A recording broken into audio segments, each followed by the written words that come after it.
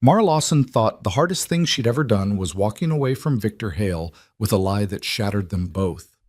She told her husband, the most dangerous man she'd ever known, that she'd ended their pregnancy, watching something die in his eyes as she destroyed him to save their child. For 6 months, she'd hidden in plain sight, built a new life, carried their daughter in secret. Until one ordinary afternoon when fate made a liar of her carefully constructed world, and the truth became impossible to hide beneath her coat. Sometimes the lies we tell to survive become the very thing that exposes us. If you want to see how a single moment can unravel 6 months of carefully built deception, stay with me until the end. Hit that like button and drop a comment telling me what city you're watching from. I love seeing how far these stories travel. The winter rain came down in sheets across Seattle's waterfront district, turning the cobblestone streets into mirrors that reflected the gray sky. Mara Lawson stood beneath the awning of a small bookstore, one hand pressed protectively over her swollen belly, the other clutching a paper bag of groceries she'd just purchased from the corner market. 7 months pregnant and counting down the weeks until she could finally hold her daughter, she'd grown comfortable in her new life, comfortable enough to let her guard down. That was her first mistake. The second was believing that a city of 700,000 people could keep her hidden forever. She adjusted her oversized coat, one of 3 she'd purchased specifically to hide her pregnancy, and stepped out into the rain. The bus stop was only 2 blocks away. 2 blocks through weather that kept most people indoors, that kept the streets relatively empty. She'd walked this route a dozen times without incident, moving through her carefully constructed routine with the precision of someone who understood that survival lived in the details. Mara had learned to be invisible. She'd changed everything. Her name, her hair color, her entire existence.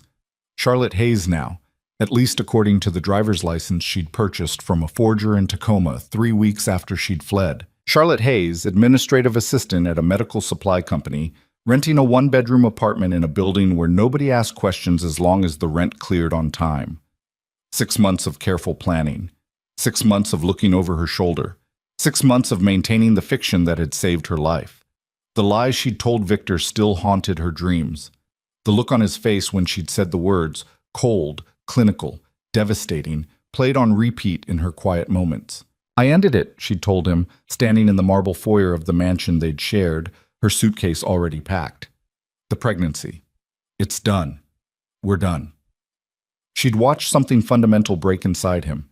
Victor Hale, who'd built an empire on ruthlessness and control, who commanded fear from men twice his size, had stood frozen as she'd dismantled him with 6 words. She'd needed him to believe it, needed him to let her go without following, without questioning, without discovering that she was carrying the one thing he'd always wanted and never thought he'd have: a child. Their child. The daughter growing inside her, kicking against her ribs as Mara hurried through the rain. She'd done it to save them both. The threat had been explicit, delivered by someone she'd trusted, someone close enough to Victor's organization to know exactly how to hurt him. Accidents happen to pregnant women, the voice had said over the phone, calm and measured, especially ones married to men who make enemies. You disappear, or the baby disappears, your choice. So she'd chosen.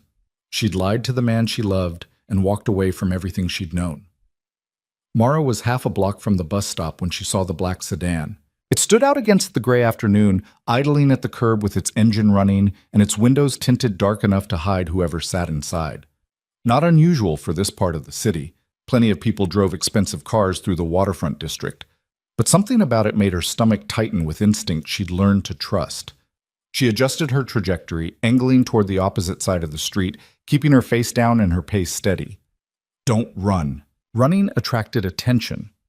Running suggested you had something to hide. The sedan's door opened.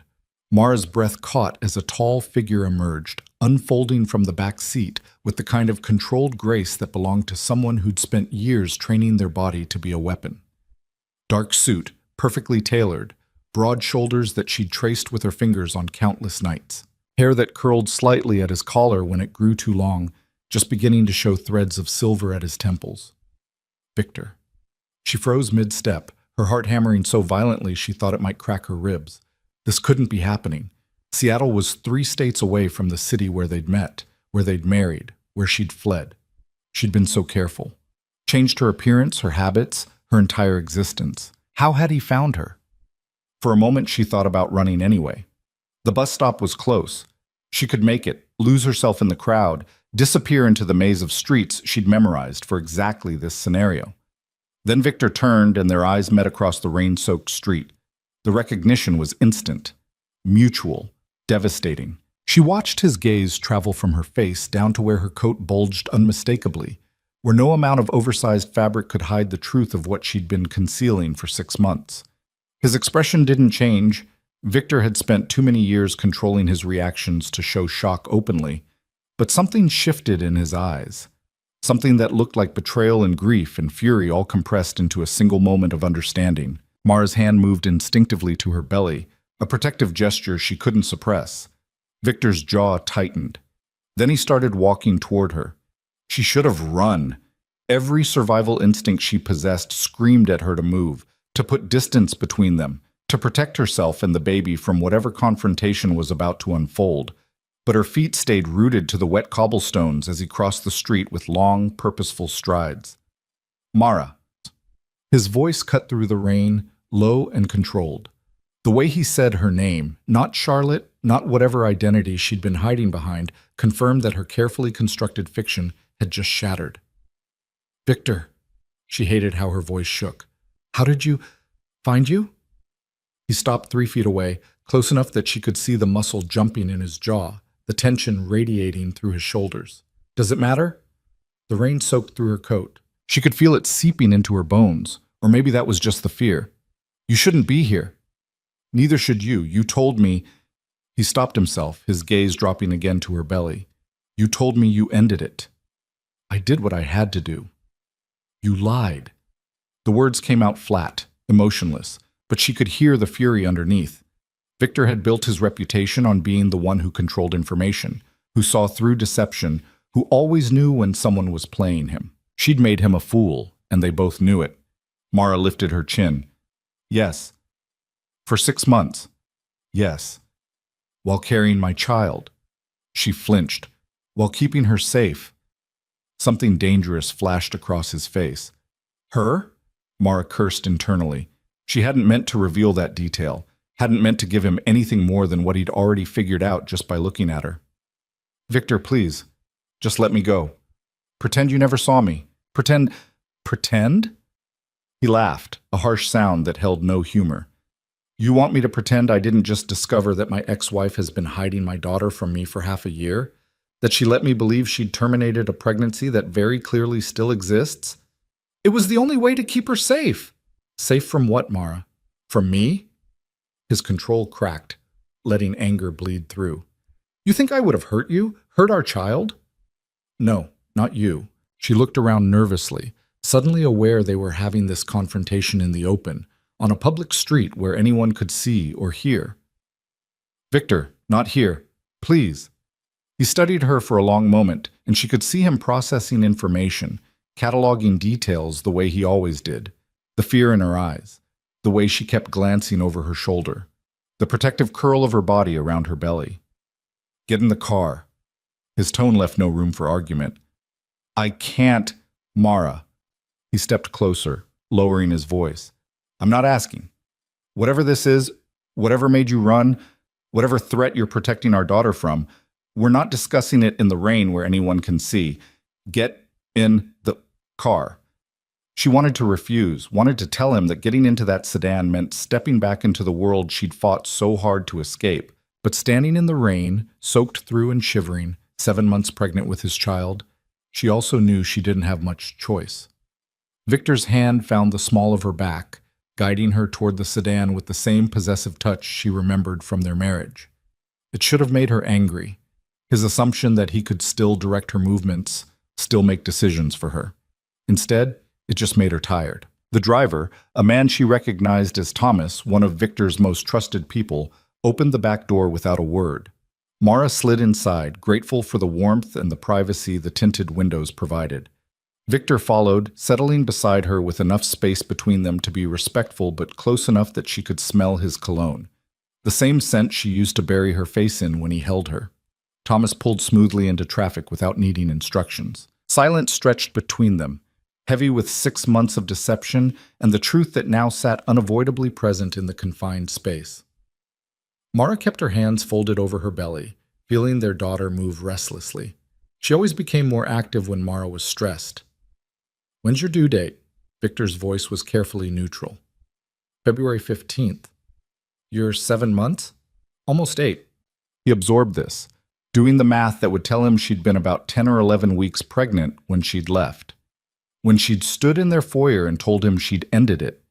You planned this, the lie, the disappearance, all of it. It wasn't a question, but she answered anyway. "Yes." "Why?" "I told you, to keep her safe." "From what?" His control was slipping again, frustration bleeding into his tone.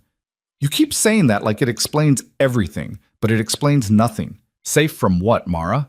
What threat could possibly have been severe enough to make you fake a termination and vanish?" Mara closed her eyes. This was the part she'd been dreading, the explanation she'd never wanted to give because it meant revealing just how close the danger had been. "Someone in your organization, someone high enough to know about the pregnancy, about us. They called me 3 days before I left." She felt him go still beside her. "Who?" "I don't know." The number was blocked. The voice was disguised. She opened her eyes, staring straight ahead rather than looking at him. "But they knew things. Details about where I went, what doctor I was seeing, what we talked about that morning at breakfast. They knew everything, Victor." "What did they say?" "That accidents happen to pregnant women. That men like you make enemies and families pay the price. That if I stayed, the baby wouldn't make it to term." She swallowed hard against the memory. "They gave me a choice. Disappear, or watch our daughter die before she ever had a chance to live." Victor's hand clenched into a fist against his thigh. "Why didn't you tell me?" "Because they told me not to. Because they said if I involved you, they'd know, and they'd act immediately." She finally turned to look at him. "Because I couldn't risk it, Victor. I couldn't risk her. So you made me believe you'd killed our child instead." The words came out low, almost dangerous. "I made you believe there was nothing left to protect, nothing worth following me for." Mara's voice cracked. "It was the only way I could think of to get you to let me go completely, to make sure you wouldn't search for me, wouldn't try to bring me back. I needed you to think it was over." "It worked." His voice was hollow. "You want to know what the last 6 months have been like? Finding out I was going to be a father and losing it in the same conversation? Wondering what I did wrong, what I could have done differently to make you want to keep it. Victor, I drank myself into oblivion for 2 weeks straight. Thomas had to run the organization because I couldn't function. I kept thinking about what we'd lost, what you'd done, why you'd made that choice." He laughed bitterly. "The whole time you were out here, pregnant, hiding from a threat I didn't even know existed." The car turned down a quieter street, heading toward a part of the city Mara didn't recognize. She shifted nervously. "Where are we going?" "Somewhere safe, somewhere we can figure this out without worrying about who's watching." He pulled out his phone, typing something quickly. "I have a property here. Secure, private. I'm not going back with you." She said it firmly, even though her resolve was weakening with every passing minute. "Whatever you're thinking, whatever you're planning, I can't go back to that life. Our daughter deserves to have her father." Victor's tone was absolute. "Our daughter deserves to be alive. That's all that matters." "Then we agree on something." He looked at her directly, and she saw the determination there, the same ruthless focus he applied to everything he deemed important. "Someone threatened my child. Someone in my own organization. That ends now." Mara's stomach dropped. "Victor, no. You can't. If you start investigating, if you go after them, they'll know I told you. They'll what?" "They already know I found you, Mara. You think we weren't seen on that street? That there aren't a dozen people who've already reported back that Victor Hale was spotted in Seattle with his supposedly ex-wife, who's very obviously pregnant?" He shook his head. "The secret's out. The question now is what we do about it." She wanted to argue, to tell him he was wrong, that she could still slip away and disappear again. But deep down, she knew he was right. The moment he'd stepped out of that car, the moment their eyes had met across the street, her carefully constructed invisibility had shattered. "I won't let you put her in danger." Mara's hand pressed protectively over her belly. Neither will I. Victor's expression softened slightly. We may not be married anymore, Mara. We may not even like each other after what you put me through. But that's my daughter you're carrying, and I protect what's mine. The possessiveness in his tone should have bothered her, should have reminded her of all the reasons their marriage had been complicated, all the ways his world had slowly suffocated her until she couldn't breathe.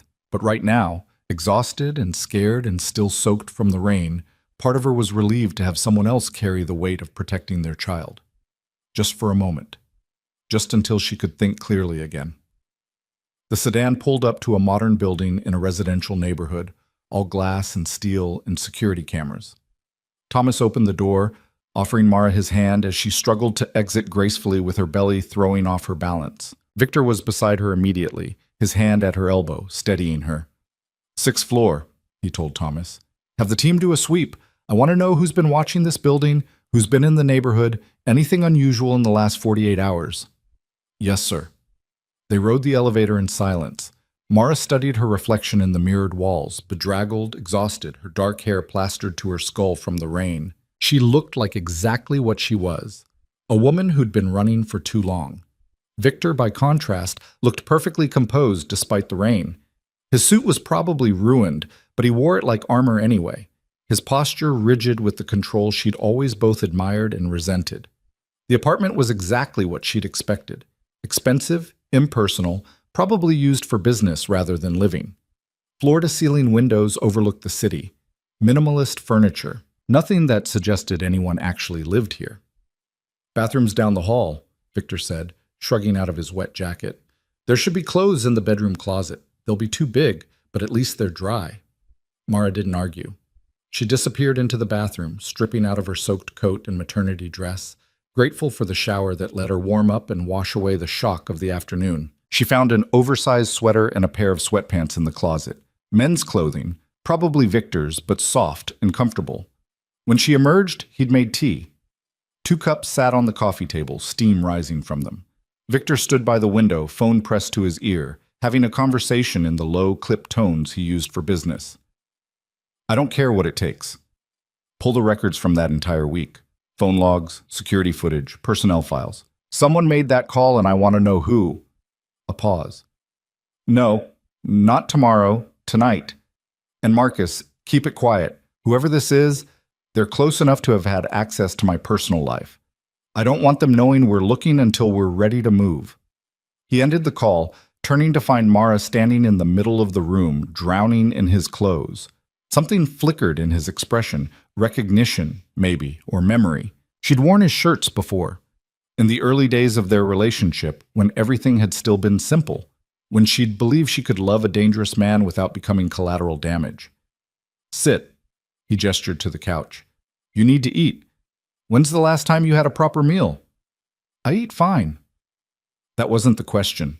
Mara sighed, sinking onto the couch and accepting the tea he handed her. It was exactly how she liked it. Barely any sugar, a splash of milk. He'd remembered, even after 6 months. Victor sat in the chair across from her, maintaining that careful distance. "Tell me everything. From the beginning. The phone call, the threat, everything they said." So she did. She walked him through the conversation that had changed everything, providing every detail she could remember. The voice that might have been male or female, too distorted to tell. The specifics they'd known about her pregnancy, her doctor's appointments, her daily routines. The cold calculation in their tone when they'd offered her the choice. Victor listened without interrupting, his expression growing darker with each detail. "They knew about the Wednesday appointments," he said when she finished. "The ones you told me were for prenatal vitamins." "They were prenatal appointments. I lied about the vitamins part because I wasn't ready to tell you yet." Mara set down her tea. "But yes, they knew the exact day, the exact time. They knew the doctor's name." That's a very short list of people. Victor pulled out his phone again, making notes. "My security detail, my executive team, household staff who might have overheard conversations, maybe a dozen people total. It could have been someone following me, surveillance. For how long? They'd need weeks of observation to know your patterns that precisely. And my security would have spotted a tail." He shook his head. "No, this was someone with direct access to information. someone in my inner circle. The thought made Mara's skin crawl. She'd known most of those people, had trusted them, in the limited way you could trust anyone in Victor's world. What are you going to do? Find them. Eliminate the threat. He said it casually, like he was discussing a business merger rather than potentially killing someone. Victor, don't. He held up a hand.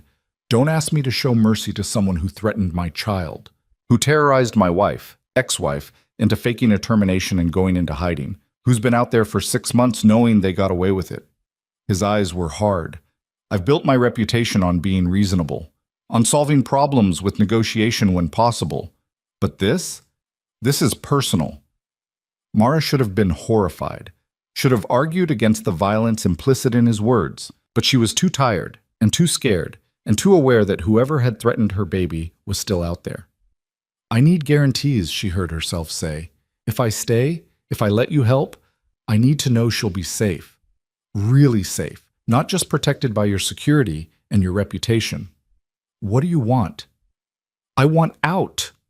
The words tumbled out before she could stop them. I want you out. I want our daughter to grow up in a world where people don't threaten pregnant women to make points, where her father's enemies can't use her as leverage. Victor's expression didn't change, but she saw something flicker in his eyes. You're asking me to walk away from everything I've built. I'm asking you to choose. Your empire or your daughter. Mara's voice was steady despite her racing heart. Because I won't raise her in that world, Victor. I can't. I've spent 6 months learning how to live outside of it, and I'm not going back. His silence stretched between them, taut with the weight of the ultimatum she'd just delivered. Mara knew she was gambling, knew that asking Victor Hale to abandon his organization was asking him to fundamentally change who he was. The man she'd married had defined himself by his power, his control, his position at the top of a hierarchy built on fear and respect. But the man she'd married had also wanted a child more than anything, had talked about legacy and family with a longing that suggested all his power meant nothing without someone to share it with. You have no idea what you're asking. His voice was low. Yes, I do.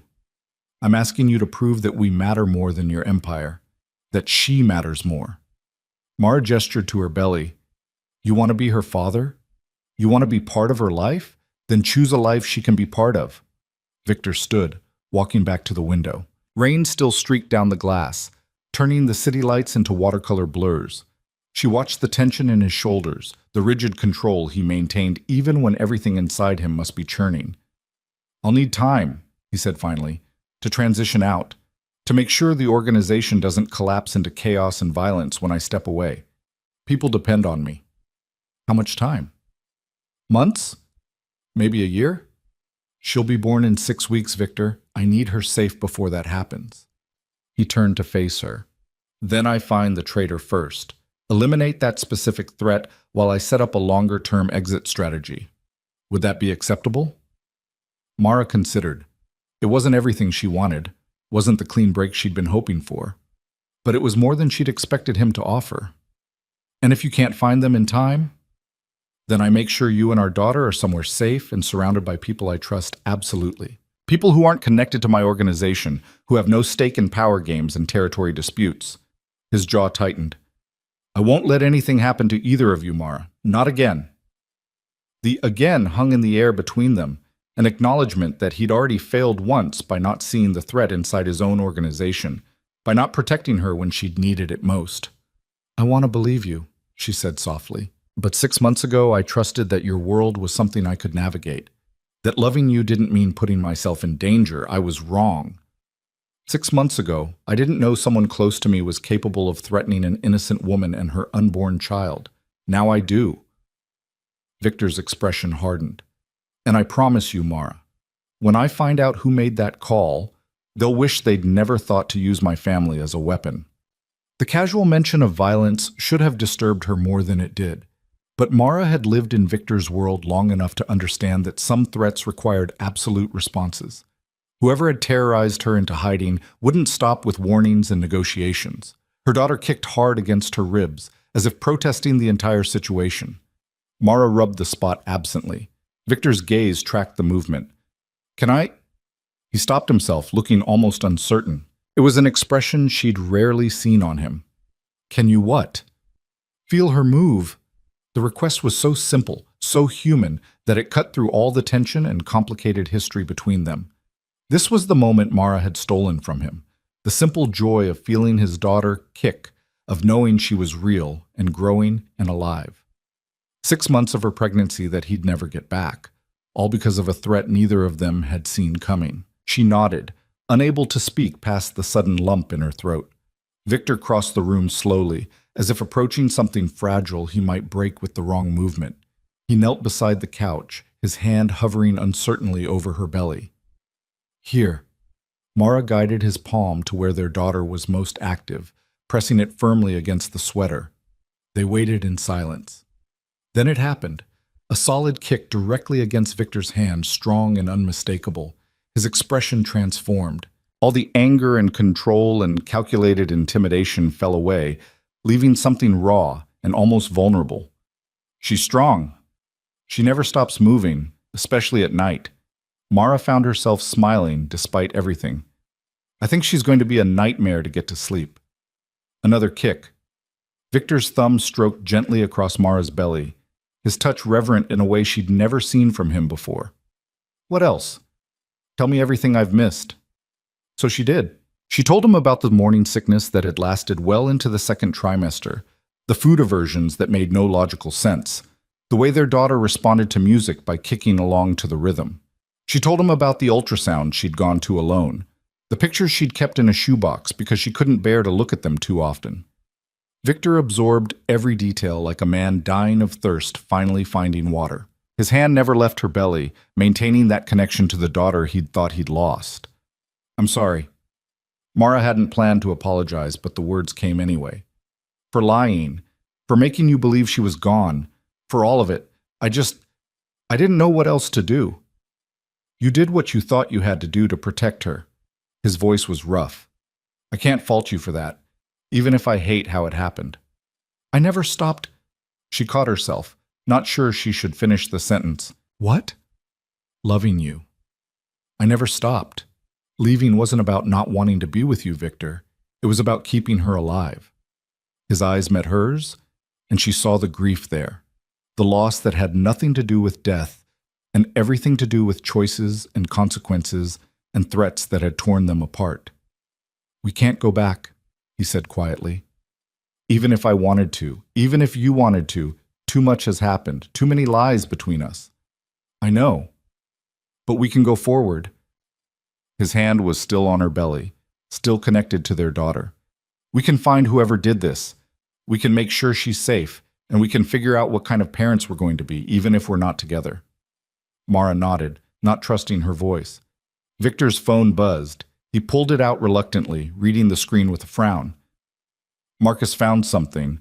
Security footage from my building the week you left. Someone accessed the private elevator to our floor multiple times. Someone who shouldn't have been there. Who? He's sending me the images now. Victor opened the attachment, his expression darkening as he studied the screen. Then he went very still. What is it? He turned the phone so she could see. The image showed a man in a maintenance uniform entering an elevator, his face clearly visible to the security camera. Mara's blood ran cold. She recognized him, not from his current position as maintenance staff, but from the years before, when he'd been part of Victor's executive protection team, when he'd been trusted with the family's safety. Michael Reeves, Victor said softly, and the name sounded like a death sentence. He was fired 8 months ago for skimming money from one of our operations. I thought he'd just disappeared. He called me, Mara whispered. He was the one who made the threat. Victor's hand clenched around the phone hard enough that she heard the case crack. Are you certain? The voice was disguised, but she closed her eyes, letting the memory wash over her. He knew too much. Things only someone who'd been in our home would know. Details about conversations, about our routines. It had to be him. He's been watching you this whole time, waiting to see if you'd actually stay gone. Victor stood abruptly, already dialing. Thomas, I need a location on Michael Reeves, last known address, associates, anything he's touched in the last 6 months. and I need it 5 minutes ago." He paced while he listened to the response, his movements predatory. This was the Victor that had built an empire. Focused, ruthless, absolutely certain of his next move. "I'm coming with you," Mara said. "No." "Victor, no." He turned to face her, and his expression was absolute. "You're 7 months pregnant, and we're hunting a man who threatened to kill you and our daughter. You're staying here where you're safe, and that's not negotiable. You can't just watch me." He grabbed his jacket. "Thomas is outside. He'll stay with you until I get back. Don't open the door for anyone else. Don't leave this apartment. Don't even go near the windows. Understood?" Mara wanted to argue, wanted to insist on being part of ending the threat that had controlled her life for 6 months. But she could see the determination in Victor's eyes, the fear underneath his control that something might happen to her or the baby if she came along. "Promise me you'll be careful." "I'm always careful." He paused at the door. "I'm ending this tonight, Mara. One way or another, Michael Reeves won't be a threat to our family after today." Then he was gone, leaving her alone in the apartment with nothing but her thoughts and the weight of their daughter kicking restlessly against her ribs. Mara moved to the window despite Victor's warnings, watching the rain continue to fall over the city. Somewhere out there, Victor was hunting the man who'd destroyed their marriage, the man who'd forced her into 6 months of hiding and lies. Part of her hoped Victor found him. Part of her was terrified of what would happen when he did. She pressed her hand over her belly, feeling their daughter move. "Your father's a complicated man," she whispered, "but he loves you. Even if he's never met you, even if I kept you from him, he loves you enough to walk away from everything for you." The question now was whether walking away would be enough, whether eliminating one threat would make them safe, or if Victor's world would always find ways to reach them. Mara settled onto the couch to wait, knowing that whatever happened next would determine everything, not just for her and Victor, but for the daughter they both wanted desperately to protect. Outside, the rain continued to fall, washing the city clean while somewhere in its depths, old debts were being settled and new futures were being forged in violence and choice. The minutes stretched into hours. Mara sat on the couch, watching the city lights blur through rain-streaked windows, one hand pressed against her belly, while their daughter performed acrobatics against her ribs. Thomas stood by the door like a sentinel, silent and watchful, his presence both comforting and unnerving. She'd known him during her marriage, had trusted him as much as she'd trusted anyone in Victor's organization. But 6 months of paranoia had taught her that trust was a luxury she couldn't afford. Her phone buzzed. A text from an unknown number made her heart skip before she realized it was Victor using a burner. "Found him. Ending this." 3 words that could mean anything. Mara's fingers hovered over the screen, wanting to respond, to demand details, to know what ending this actually meant. But she knew Victor well enough to understand he wouldn't answer. When he was in the middle of handling a threat, communication became a liability. She set the phone down and tried not to imagine what was happening across the city. Tried not to think about Michael Reeves and what he must have felt when Victor's people tracked him down. Tried not to remember the cold calculation in the voice that had threatened her baby 6 months ago. "He'll be fine, ma'am." Thomas spoke for the first time in an hour, his voice low and reassuring. "Mr. Hale knows what he's doing." "That's what I'm afraid of." Mara pulled the oversized sweater tighter around herself. "I spent 6 months running from his world, Thomas. Now I'm right back in the middle of it." "You never left it, not really." He shifted position slightly, still maintaining his watch on the door. "The threat was always there. You just made yourself invisible for a while. And now I'm visible again. Now you have protection again. There's a difference between hiding and being safe, Mrs. Hale. It's just Mara now. We're divorced." Thomas's expression suggested he didn't consider that detail particularly relevant. "Mr. Hale has been different since you left. Focused entirely on business, no personal life to speak of. Some of us wondered if he'd just shut that part of himself down completely." Mara shouldn't have cared. Their marriage had ended the moment she'd walked out that door with her suitcase and her lies. But hearing that Victor had suffered, that her disappearance had changed him, made something ache in her chest. "I did what I had to do." "I know. Doesn't make it hurt less for either of you." Thomas checked his phone. "But tonight he's not thinking about hurt. He's thinking about eliminating the man who made you feel like you had to choose between your husband and your child's safety. The apartment fell silent again except for the rain. Mara must have dozed off despite her anxiety because she jerked awake to the sound of the door opening. Thomas had his weapon drawn before she could fully process what was happening, then relaxed as Victor stepped inside.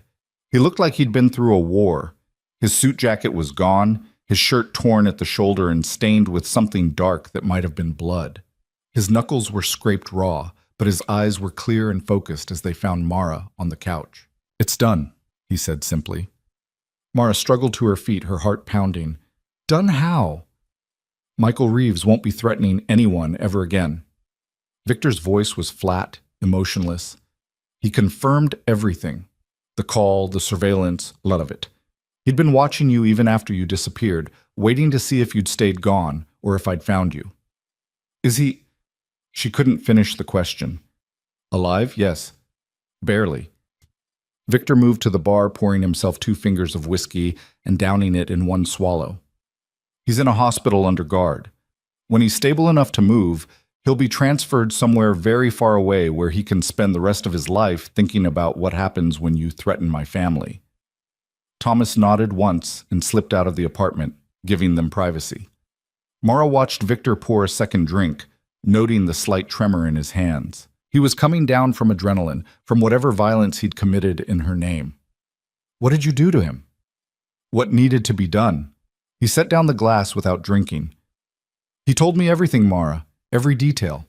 How he'd been planning this since I fired him, how he saw threatening you as the perfect revenge, how he'd been building evidence to blackmail me with, recordings of private conversations, security footage he'd copied before he left." "Where is it? The evidence?" "Destroyed. All of it. Marcus has people scrubbing every system he had access to, every backup, every hidden cache. By morning, it'll be like Michael Reeves never existed in my organization." Victor's jaw tightened. He thought he was clever, thought he could hurt me by hurting you and get away with it. But he didn't account for you finding me. No, his plan fell apart the moment we ran into each other on that street. Victor finally looked at her directly, and she saw the exhaustion there beneath the control. "He's been watching you for months, following you to doctor's appointments, learning your routines. He knew where you lived, where you worked, everything." The thought made Mara's skin crawl. All those months she'd thought she was safe, hidden, protected by her new identity. She'd been under surveillance the entire time. Why didn't he just kill you? Because that wasn't the point. The point was making me suffer, making me believe I'd lost my child, watching me fall apart, knowing he was the one who'd orchestrated it. Victor's voice was cold. He wanted me to hurt, and he wanted to be able to hold it over me forever. The threat was always meant to be ongoing. Mara sank back onto the couch, processing this. So even if I'd stayed hidden, even if you'd never found me, he would have reached out eventually, would have told me the truth just to watch my reaction, would have used our daughter as leverage for the rest of our lives. Victor crossed the room, kneeling in front of her the way he had earlier. "You were never going to be free of him, Mara, not as long as he was out there." "And now?" "Now he's neutralized. The immediate threat is gone." His hand found her knee, a gentle touch that contrasted sharply with the violence he'd just committed. "But we need to talk about what comes next." Mara knew what he meant. The baby, their future, the impossible question of how 2 people with their history could possibly co-parent effectively.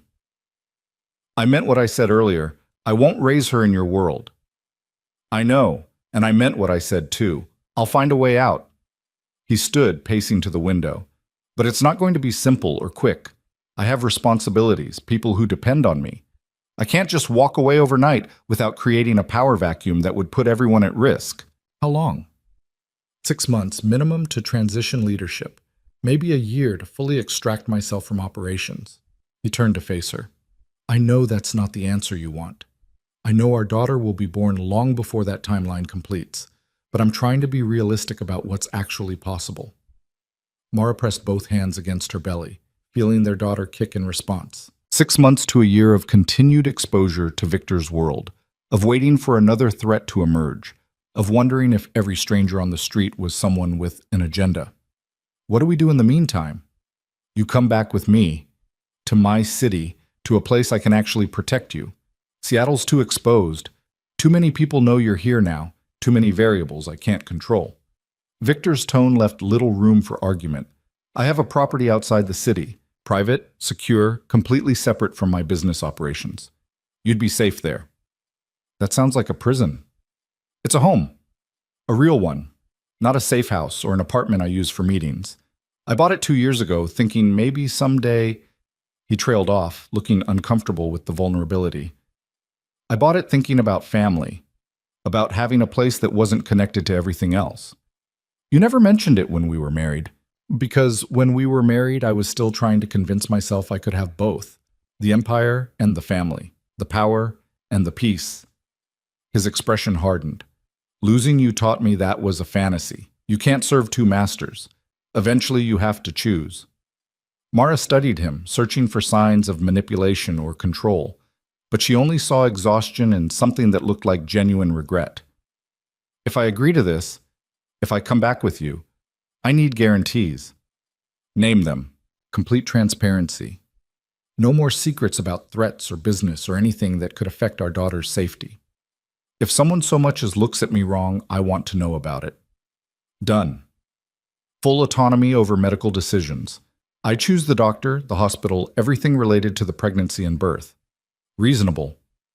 And if at any point I feel unsafe, if I decide this arrangement isn't working, I get to leave. No arguments, no trying to convince me to stay, no tracking me down when I disappear. She met his eyes. I need to know I'm choosing to be there, not being held there. Victor was quiet for a long moment. She could see him wrestling with it, with the idea of giving her that much freedom, when his every instinct was to control and protect. If you leave again, you take security with you. People I trust who aren't connected to my organization, who answer only to your safety. That's non-negotiable. Why? Because Michael Reeves won't be the last person who thinks they can get to me through you. Because our daughter makes you a target whether I'm in your life or not. And because... He stopped himself, jaw tightening. Because what? Because I can't go through losing you again. Losing both of you. The admission came out rough. Almost angry. I know I don't have the right to ask you to stay. I know our marriage is over and we can't go back. But I'm asking you to let me protect you anyway. To let me be part of this, even if it's from a distance. Mara felt tears prick at her eyes. This was the Victor she'd fallen in love with. The one who showed vulnerability in rare, unguarded moments. The one who wanted family more than he wanted power, but didn't know how to have both. I'll come back with you. To the house, not to our old life. And we'll figure out the rest as we go. Relief washed over his features. Thank you. Don't thank me yet. I'm still angry with you for a lot of things. For the world you built. For the choices you made that put us in this position. Being back in your city doesn't erase any of that. I know. I'm angry too. At you for lying. At myself for not seeing the threat. At Michael for... He shook his head. We have a lot to work through, but right now the priority is keeping you and our daughter safe until she's born. Everything else can wait. Their daughter kicked hard enough that Mara winced. Victor noticed immediately, moving closer. Is she okay? She's fine. Just very active tonight. I think she knows something's happening. Mara guided his hand back to her belly, needing him to feel the life they'd created together despite everything that had gone wrong. They stayed like that for a moment, connected through the daughter. Neither of them had met, but both of them would die to protect. The rain continued outside, washing the city clean, and Mara let herself imagine what it might be like to raise a child with this complicated, dangerous, unexpectedly tender man. We should get some rest, Victor said finally. I'll have Thomas arrange transportation for tomorrow. The house is about 3 hours from here by car. We can stop whenever you need to. I need my things. From my apartment. Give me the address. I'll have people pack everything and bring it to the house.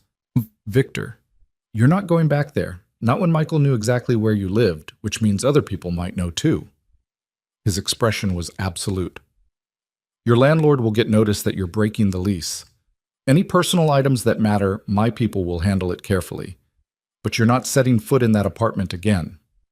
Mara wanted to argue, to insist on some semblance of independence, but she was too exhausted, too overwhelmed by everything that had happened in the past 12 hours. There's a shoebox in the closet, ultrasound pictures. I need those. I'll make sure they're the first thing packed. Victor's voice softened. What else? Books? Clothes? Anything else that's important? There's not much. I lived pretty minimally these past 6 months. She thought about the sparse apartment she'd created, the life she'd built that had never quite felt real. Most of it can be replaced. Then we'll replace it. Whatever you need, whatever makes you comfortable. You'll have it at the house. He stood, offering her his hand. Come on, the bedroom's through here. You need actual sleep. She let him help her up, following him through the apartment to a bedroom that was slightly less impersonal than the living space. The bed was massive, covered in expensive linens that probably cost more than her monthly rent had been. Victor pulled back the covers, his movements careful. I'll be on the couch if you need anything. Thomas is right outside the door. You're not staying?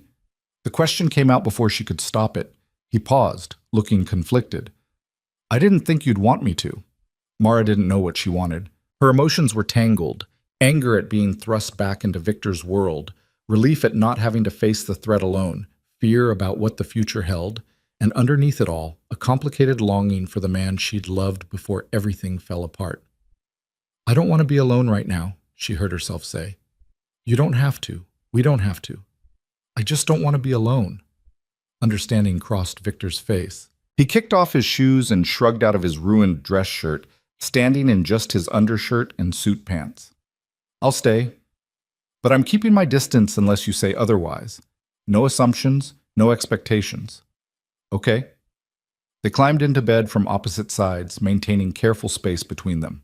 Mara lay on her side, the only comfortable position at 7 months pregnant, while Victor stretched out on his back, staring at the ceiling. The rain had finally stopped, leaving the city quiet except for distant traffic sounds. I used to dream about you, Victor said into the darkness. After you left. Every night for weeks. I'd wake up reaching for you, and you wouldn't be there. Mara's throat tightened. I dreamed about you too, about telling you the truth, about you meeting our daughter, about what life might have been like if we'd felt safe enough to stay. We'll make it safe, whatever it takes, however long it takes. I'll make it safe for both of you. His hand found hers in the space between them, their fingers linking. I promise you that, Mara. I may not be able to promise we'll fix what broke between us, but I can promise I'll protect our family. Your word meant something once, before everything got complicated. It still does. I've never lied to you. Even when the truth was ugly, even when it would have been easier to hide things, I never lied. He squeezed her hand gently. You're the only one who can say that to me, the only person I couldn't deceive even when I wanted to. Is that supposed to make me feel better? It's supposed to make you understand that when I make you a promise, I keep it, no matter what. His thumb stroked across her knuckles. I failed you once by not seeing the danger close enough to hurt you. I won't fail you again. Mara wanted to believe him, wanted to trust that this time would be different, that Victor could actually change, that their daughter could grow up with a father who'd chosen her over his empire. But belief required hope, and she'd spent 6 months learning to survive without it. Just don't make promises you can't keep, she whispered. Then I'll only promise what I know I can deliver. Starting with this. Tomorrow, we go to the house. You'll be safe and comfortable. You'll have everything you need for the pregnancy and after, and I'll be there for every moment you'll let me be there for. Their daughter kicked against Mara's belly, as if registering her approval of this plan. Victor felt it too, his hand still linked with hers, and she heard his breath catch. Does it hurt when she kicks that hard? Sometimes. Mostly, it's just intense. Like she's reminding me she's real, she's here, she's waiting to meet us. Mara pulled their joined hands to rest on her belly. Talk to her. She can hear you. Victor shifted closer, propping himself up on one elbow so he could speak directly to her stomach. His free hand spread across the swell of their daughter, reverent and gentle. Hey, little one. It's me. Your dad. I know I'm late to the conversation. Your mom had her reasons for keeping you secret, and they were good reasons even if I hated them. But I'm here now, and I'm not going anywhere. The baby kicked directly against his palm, a strong, deliberate movement. She knows your voice, Mara said softly. I played recordings sometimes, speeches you'd given, interviews. I told myself it was so she'd recognize you when you eventually met. But really, I just missed hearing you talk. Victor's expression in the dim light was unreadable. What did you tell her about me? The truth, that you were complicated and dangerous and powerful, but also capable of extraordinary gentleness when you let yourself be. That you wanted a family more than you wanted anything else, even if you didn't always know how to show it. That you'd move heaven and earth to protect the people you loved. She paused. That I loved you, even when I couldn't be with you. Loved. Past tense. I don't know what tense applies anymore, Victor. Everything's too complicated. Mara felt exhaustion pulling at her, the emotional weight of the day finally catching up. Ask me again when I'm not completely overwhelmed. He settled back beside her, their hands still linked over her belly. Sleep. We'll figure out the complicated parts tomorrow. She must have slept because she woke to early morning light filtering through unfamiliar windows and Victor's hand still holding hers across the space between them. He was already awake, watching her with an expression that made her chest ache. Morning, he said quietly. Hi. She struggled to sit up, her body protesting the movement. How long have you been awake? Couple hours. I didn't want to wake you. You need rest. He sat up, running a hand through his disheveled hair. Thomas has breakfast ready, and your things from the apartment arrived an hour ago. Mara processed this. You had people pack my entire life while I slept? I had people pack your belongings carefully and respectfully while you got the rest you desperately needed. Victor stood, offering her his hand. Come on, you should eat something. The baby needs fuel. She let him help her up, and they made their way to the kitchen where Thomas had indeed prepared breakfast, scrambled eggs, toast, fresh fruit, orange juice. The shoebox of ultrasound pictures sat on the counter, exactly where Victor had promised it would be. Mara picked it up, running her fingers over the worn cardboard. Thank you for making sure they got this. Open it. She lifted the lid, finding all her ultrasound pictures carefully organized by date. But underneath them was something new, a small velvet box she didn't recognize. What's this? Open it and see. Inside was a delicate platinum bracelet, the kind meant for a baby. Engraved on it was a name. Isla Rose Hale. Mara's breath caught. How did you... You told me last night. When you were half asleep, you mentioned wanting to name her Isla. The rose part seemed fitting. It was your grandmother's name. Victor watched her carefully. If you hate it, we can discuss other options.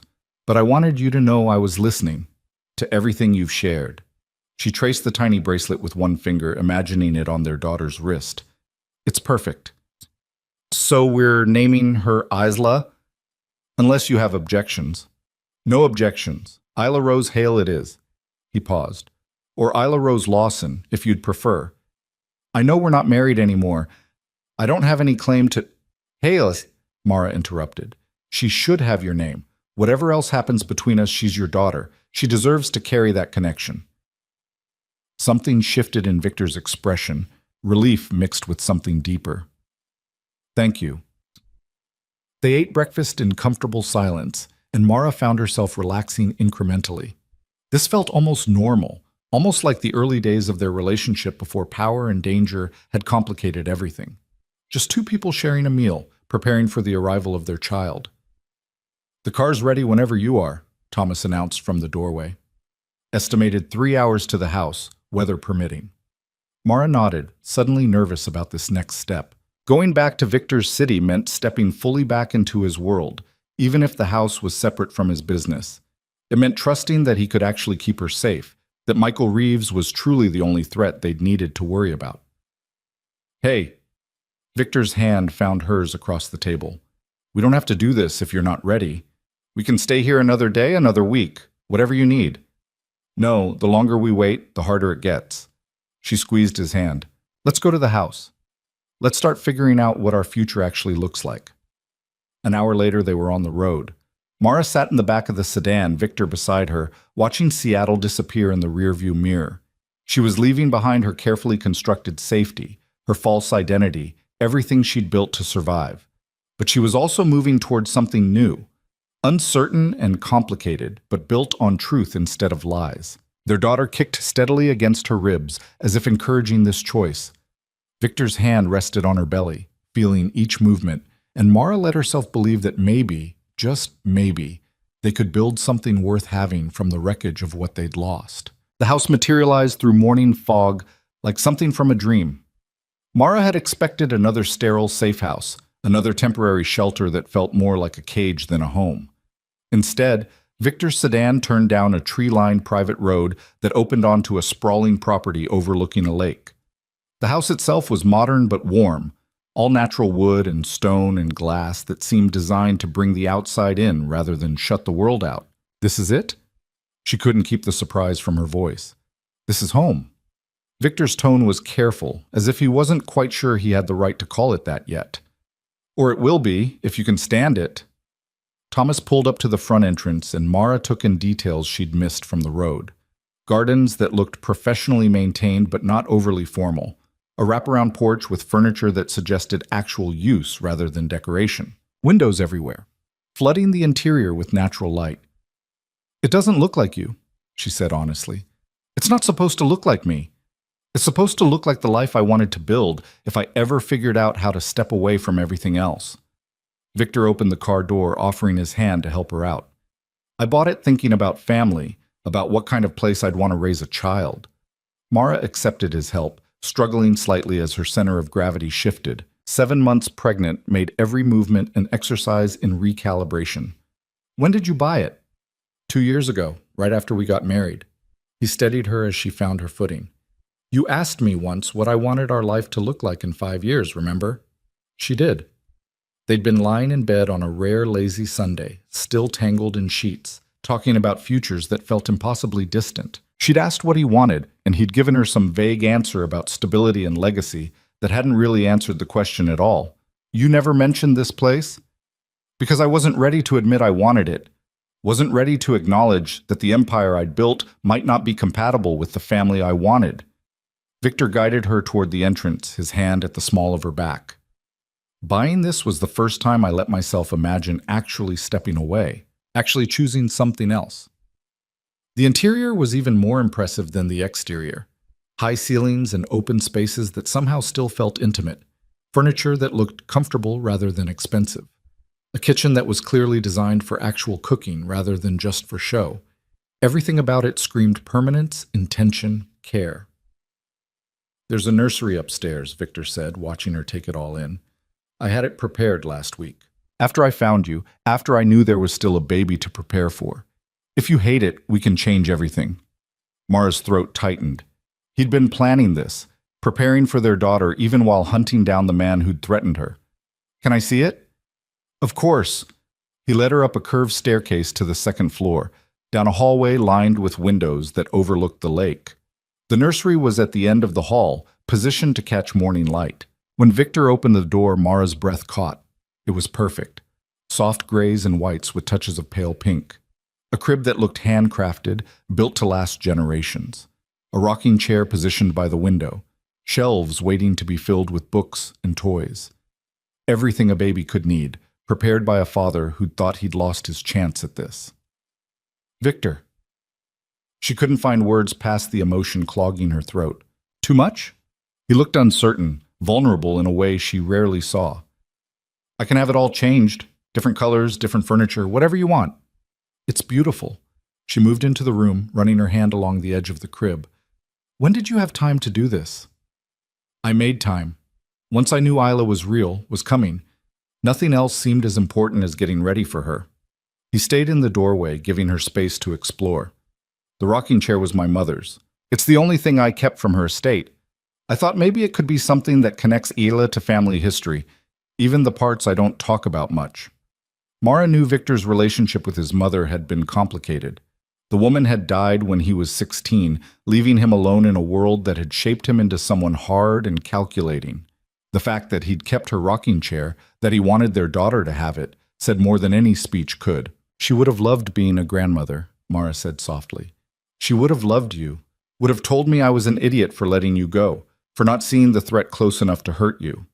Victor's jaw tightened.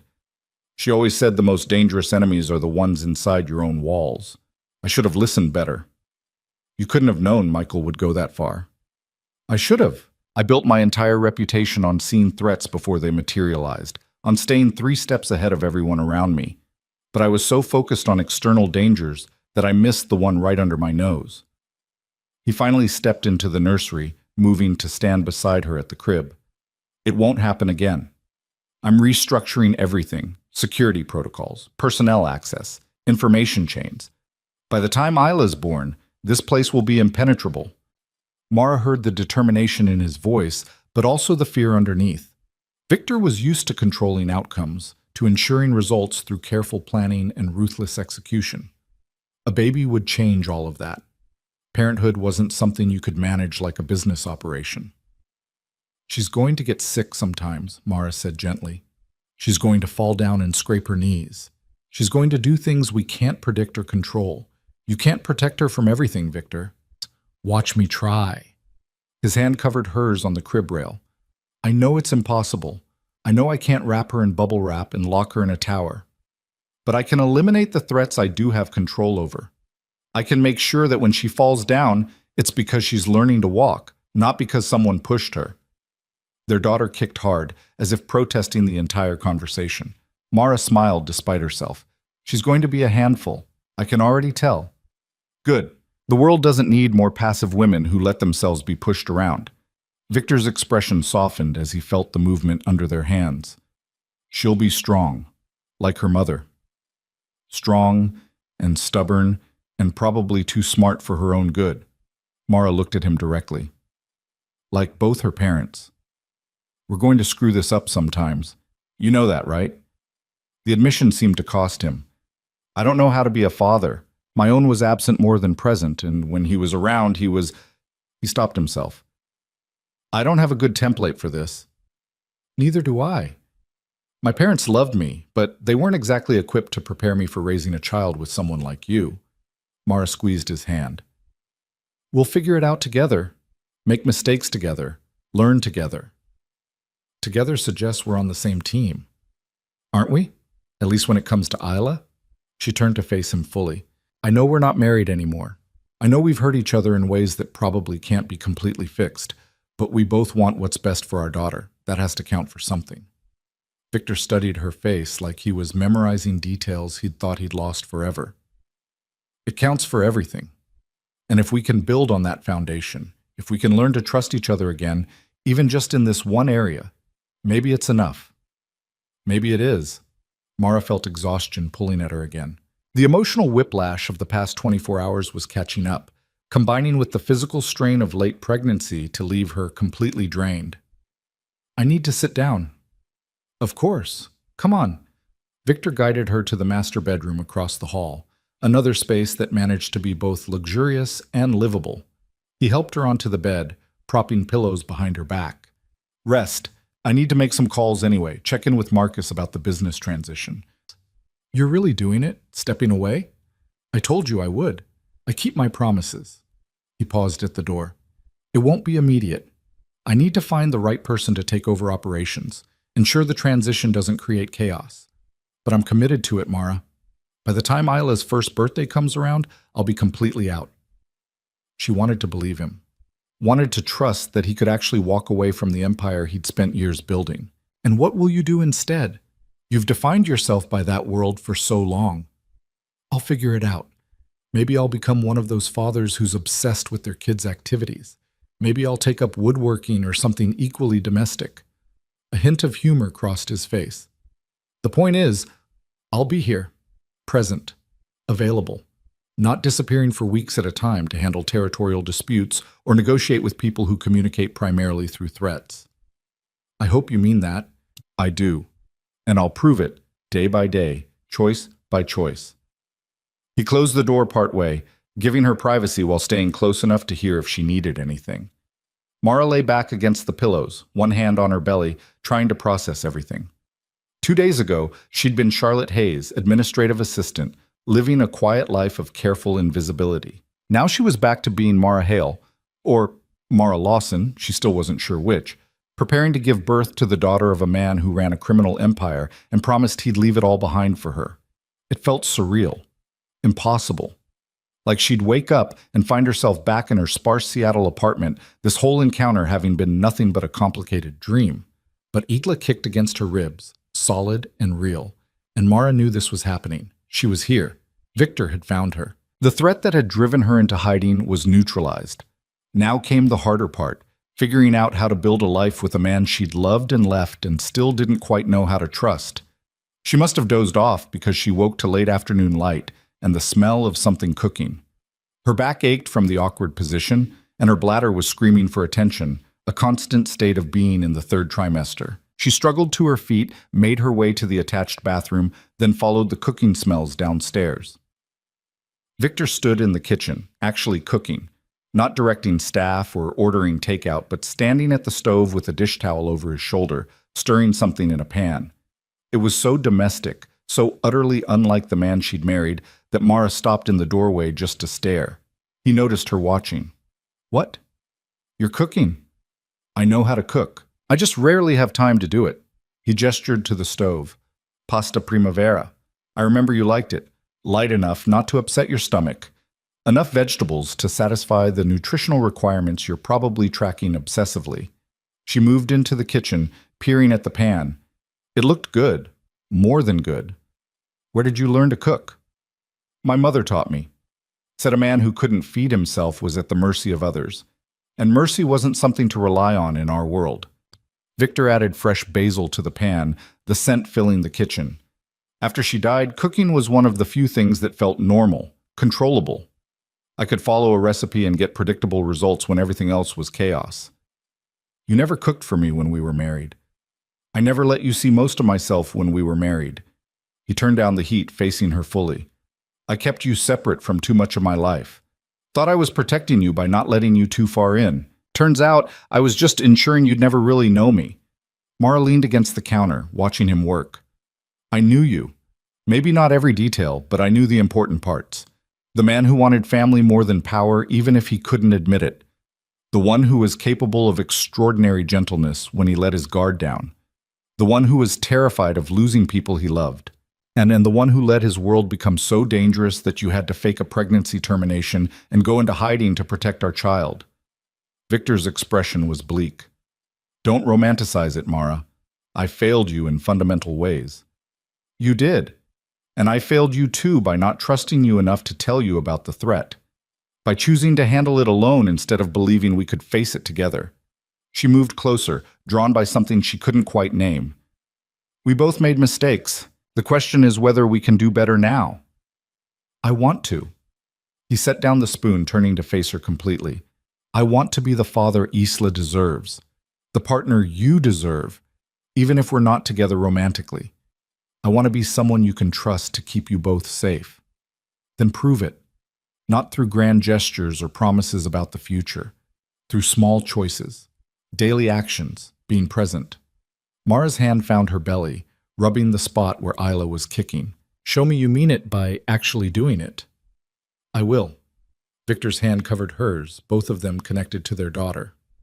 "Starting tonight, starting with dinner and conversation and figuring out what we need to set up before Isla arrives." They ate on the porch despite the cold, wrapped in blankets while the sun set over the lake. Victor had been right about the pasta. Light and flavorful without being heavy. They talked about practical things. Doctor's appointments that needed to be scheduled, baby supplies that still needed to be purchased, birth plans and backup plans and contingencies. "I want you there," Mara said at one point, surprising herself. "When she's born. I know we're not together, but I want you in the delivery room." Victor's fork stopped halfway to his mouth. "Are you sure?" "No, but I can't imagine going through it alone, and you're her father. You have a right to be there." She met his eyes. "Unless you'd rather not. Some men don't handle it well." "I'll be there." His voice was absolute. "Whatever you need, whatever makes you comfortable, I'll be there." They finished dinner as darkness settled over the lake, and Mara felt something shift between them. Not a return to what they'd had before. That was impossible. But maybe the beginning of something new. Something built on honesty and shared purpose, instead of passion and willful blindness to incompatibilities. "I should get you set up with a new doctor," Victor said, clearing their plates. "Someone close by, someone good. Do you have preferences?" "Just someone who'll listen, who won't dismiss my concerns or treat me like I'm overreacting." Mara had dealt with too many doctors who'd talked down to her during the pregnancy. "And someone who understands high-risk situations." "High risk?" Concern flashed across his face. "Is something wrong?" No, nothing medical. But given our circumstances, given the threats we've dealt with, I want a doctor who can handle security protocols without questioning why they're necessary. She stood, stretching her back.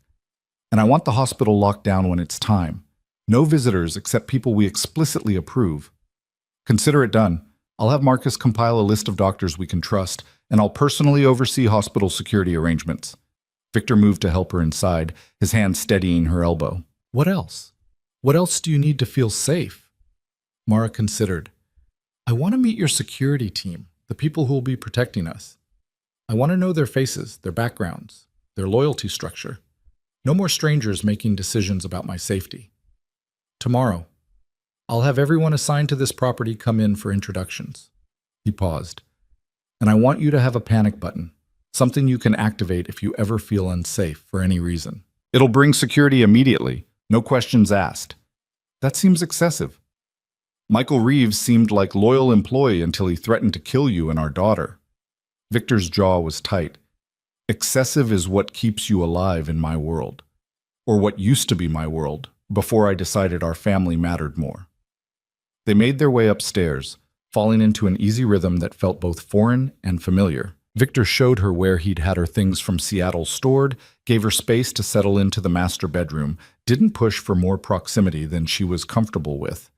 I can take one of the guest rooms, he offered, if you'd rather have privacy. Mara thought about it, about sleeping alone in this big house, in this unfamiliar space, while 7 months pregnant and still processing everything that had happened. Stay. Like last night. You keep your distance, I keep mine. But we're not alone. Relief crossed his features. Okay. They prepared for bed in careful choreography, moving around each other with the practiced ease of people who'd once shared space intimately. Mara changed into the maternity pajamas someone had thoughtfully packed from her apartment. Victor stripped down to sleep pants and an undershirt, the scars on his arms visible in the lamplight, reminders of a violent life she'd tried to forget. They climbed into bed from opposite sides, maintaining that careful distance. But this time, when Victor's hand found hers in the space between them, Mara didn't pull away. She linked their fingers and held on, needing the connection even if she couldn't quite articulate why. Thank you, Victor said into the darkness. For what? For giving me this chance. For letting me be part of it, even after everything. His thumb stroked across her knuckles. I know I don't deserve it. I know you had every right to stay hidden, to raise Isla without me. The fact that you're here means everything. You found me. I'm not sure I had much choice in the matter. You always have a choice. You could have run again, could have refused to come here, refused to let me in. He shifted slightly, turning to face her even though they couldn't see each other clearly in the dim room. But you didn't. You chose to stay, to try. That's not nothing. Mara's throat tightened.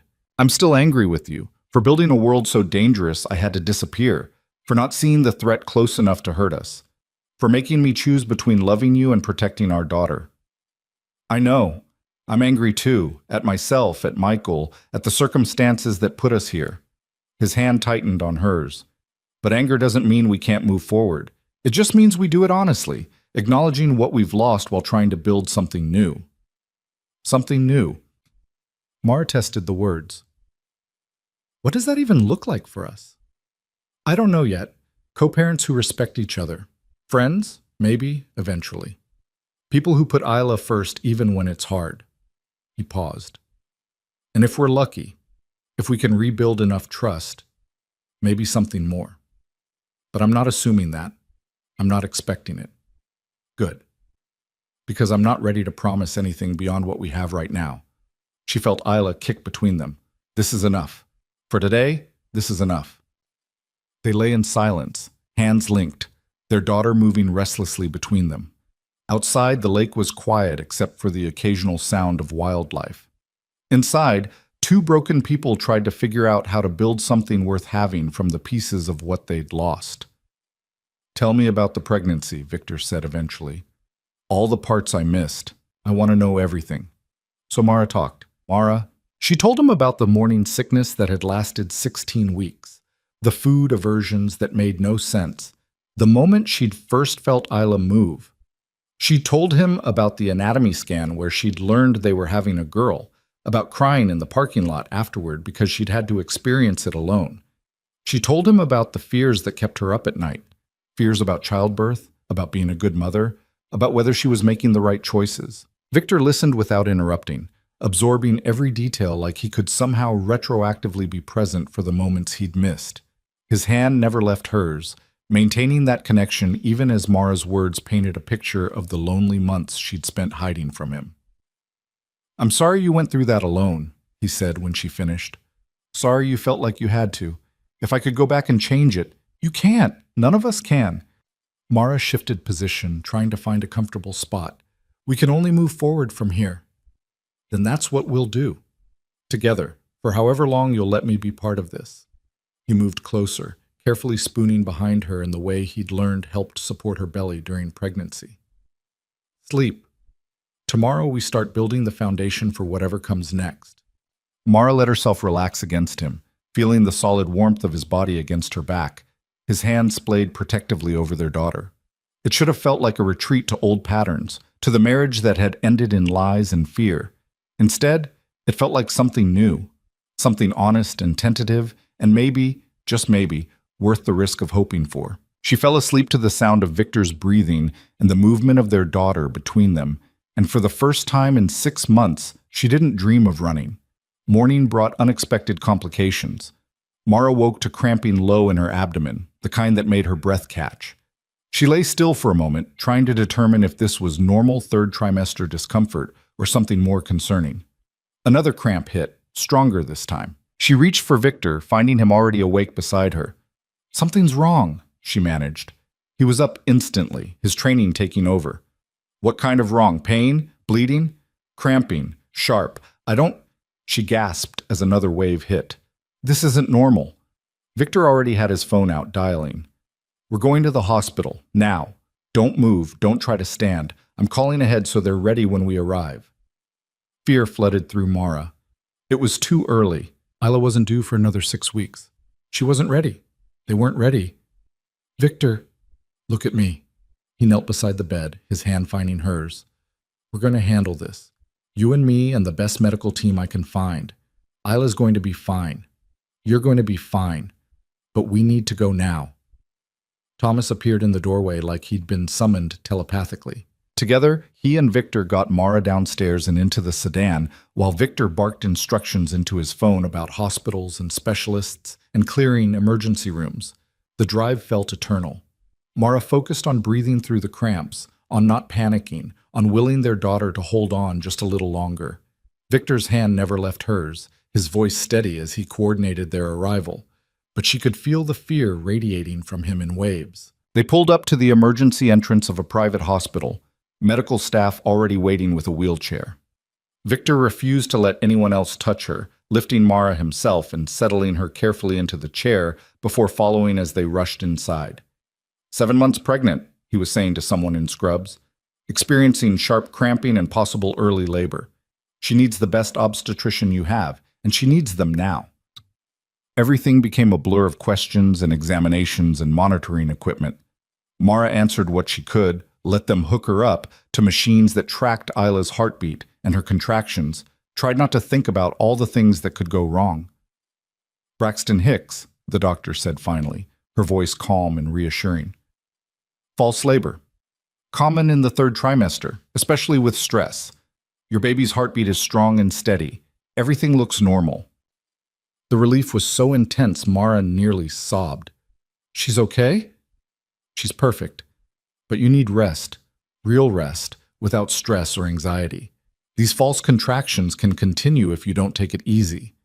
The doctor looked at Victor, who hadn't left Mara's side. "I assume you can arrange for her to have complete bed rest for the next few days?" "Whatever she needs."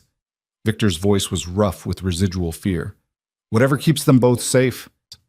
They kept Mara for observation for a few hours, monitoring both her and Isla to ensure the contractions didn't progress into actual labor.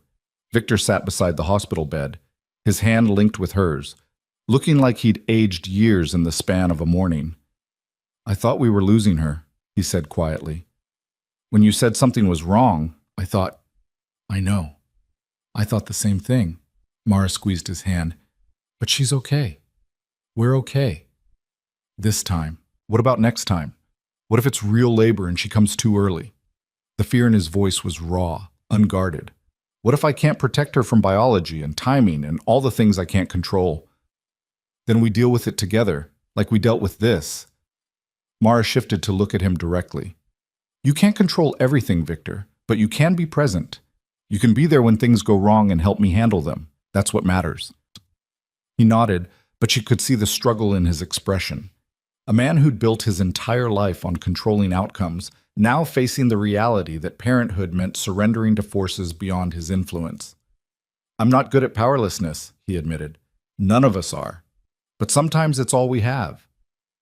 She guided his hand back to her belly, where Isla was kicking steadily, reassuring them both of her presence. Feel that? She's telling us she's fine, that we survived this scare, and we'll survive whatever comes next. She's stubborn, like her mother. And protective. Like her father, Mara managed to smile. She's going to be a force of nature, this one. The doctor cleared them to go home with strict instructions about rest and stress reduction. Victor took it as a personal mission, ensuring Mara didn't so much as lift a finger for the next 3 days. He brought her meals in bed, read to her from books she'd mentioned liking, sat with her while she rested, and refused to let her feel guilty about the imposed inactivity. This is what I'm here for, he said when she protested. Let me take care of you. Let me prove I can be what you both need. So she did. She let him care for her, let him show through actions that his promises weren't empty. And slowly, carefully, she felt the foundation of trust beginning to rebuild between them. Not the blind trust of their early relationship, but something more solid. Something earned through crisis and choice and the daily decision to show up for each other. The days settled into a rhythm that felt almost ordinary. Victor worked from home, conducting business calls from his office while checking on Mara every hour like clockwork. She spent her enforced bed rest reading, watching the lake through the windows, and feeling Isla grow stronger with each passing day. The fear from the hospital scare lingered, but it became manageable, a reminder to be careful rather than a constant source of panic. On the 4th day, Mara woke to find Victor already dressed, looking uncertain in the doorway of their bedroom.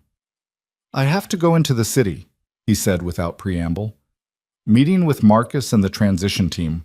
I'll be gone most of the day. Mara pushed herself up against the pillows. The transition? You're really doing it? I told you I would. He moved into the room, sitting on the edge of the bed.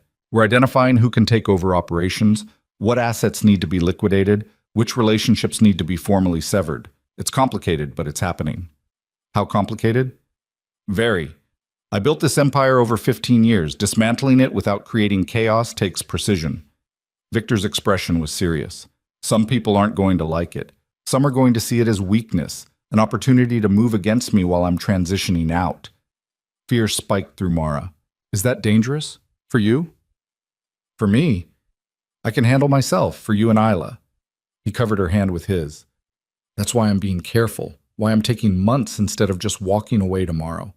I need to ensure my exit doesn't paint a target on our family.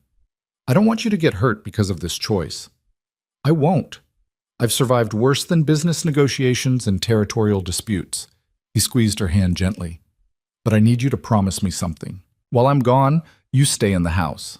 You don't go outside. You don't open the door for anyone except Thomas or the security team I introduced you to.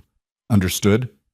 Victor, please, Mara, just for today, just while I'm handling this transition meeting and can't be here to ensure your safety myself. The vulnerability in his voice was impossible to ignore. I need to know you're safe so I can focus on getting us out of this life. She wanted to argue about being treated like a prisoner, about the restrictions that felt like they were slowly closing in again. But she could see the genuine fear in his eyes, the way his hand trembled slightly as it held hers. This wasn't about control. It was about a man terrified of losing the family he'd just gotten back. Okay, I'll stay inside. I'll be careful. Relief washed over his features. Thank you. Thomas will be right outside your door. Elena from the security team will be in the house. If you need anything at all, you tell them. I'll be fine. Go do what you need to do. She managed to smile. Isla and I will hold down the fort. Victor leaned in, pressing a kiss to her forehead, a gesture so gentle and unexpected it made her breath catch. Then he was gone, moving with the purposeful stride of a man walking into potential danger. The house felt larger with him gone. Mara tried to settle back into her routine of rest and reading, but restlessness gnawed at her. She was tired of being confined to bed, tired of being protected and managed and kept safe through restrictions. 8 months pregnant, and she felt like she'd traded one form of hiding for another. "Mrs. Hale?" Elena appeared in the doorway, professional and alert. "Can I get you anything? Breakfast? Tea?" "Just Mara, please, and I'm fine." She paused. "Actually, could I sit on the porch just for a little while? I'm going stir-crazy in this room." Elena hesitated. "Mr. Hale was clear about you staying inside." "The porch is technically inside the security perimeter. I'm not asking to go for a walk or leave the property. I just want to sit somewhere with fresh air and a view of something other than these walls." Mara kept her tone reasonable. "Please, I promise I'll stay within sight of the house." After a moment, Elena nodded. "The porch is acceptable. Let me help you down the stairs." The fresh air felt like freedom after days of confinement. Mara settled into one of the comfortable chairs, wrapped in a blanket against the cold, and watched the lake ripple in the morning breeze. Elena took up position near the door, close enough to intervene if needed, but far enough to give Mara some sense of privacy. "How long have you worked for Victor?" Mara asked after a while. 3 years. Started as a junior security analyst, worked my way up to personal protection detail." Elena's stance remained alert, but her tone was conversational. "He's a good employer, demanding, but fair." "And the transition? How did the security team feel about him stepping away?"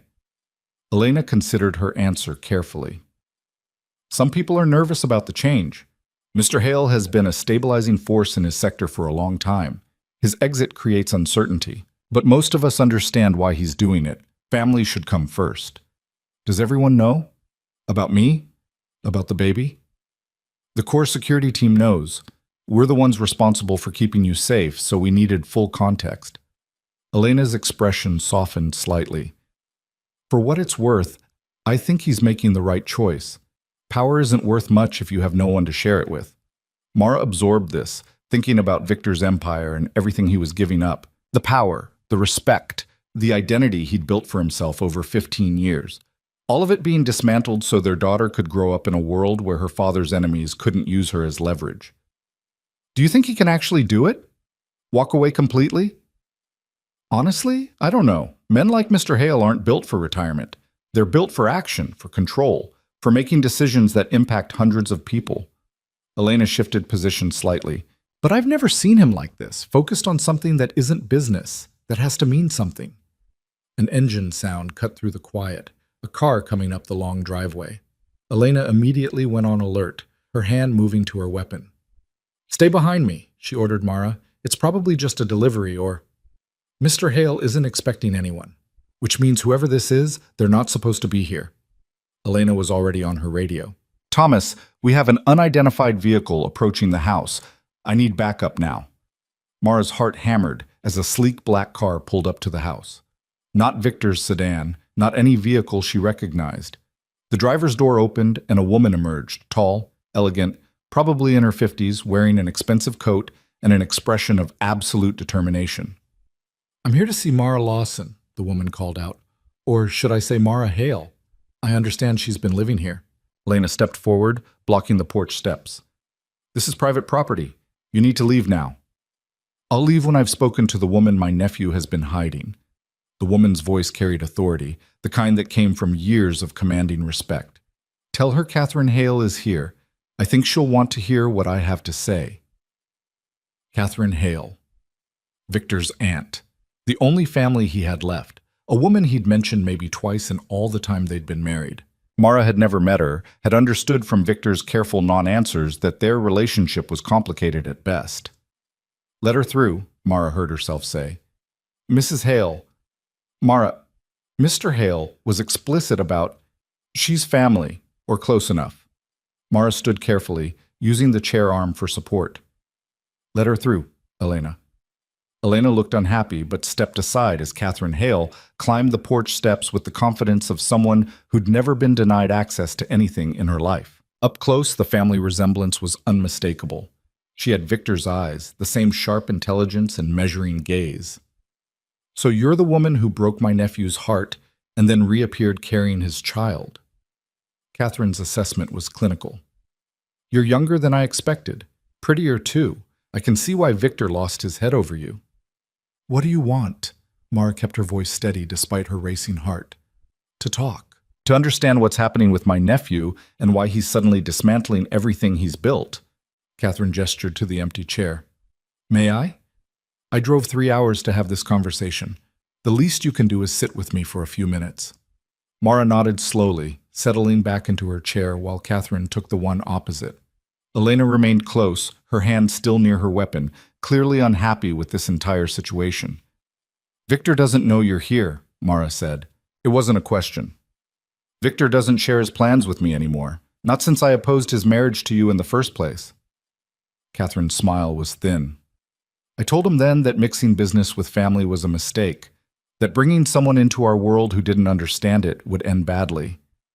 Looks like I was right. I left to protect our daughter. Someone in Victor's organization threatened to kill her if I stayed.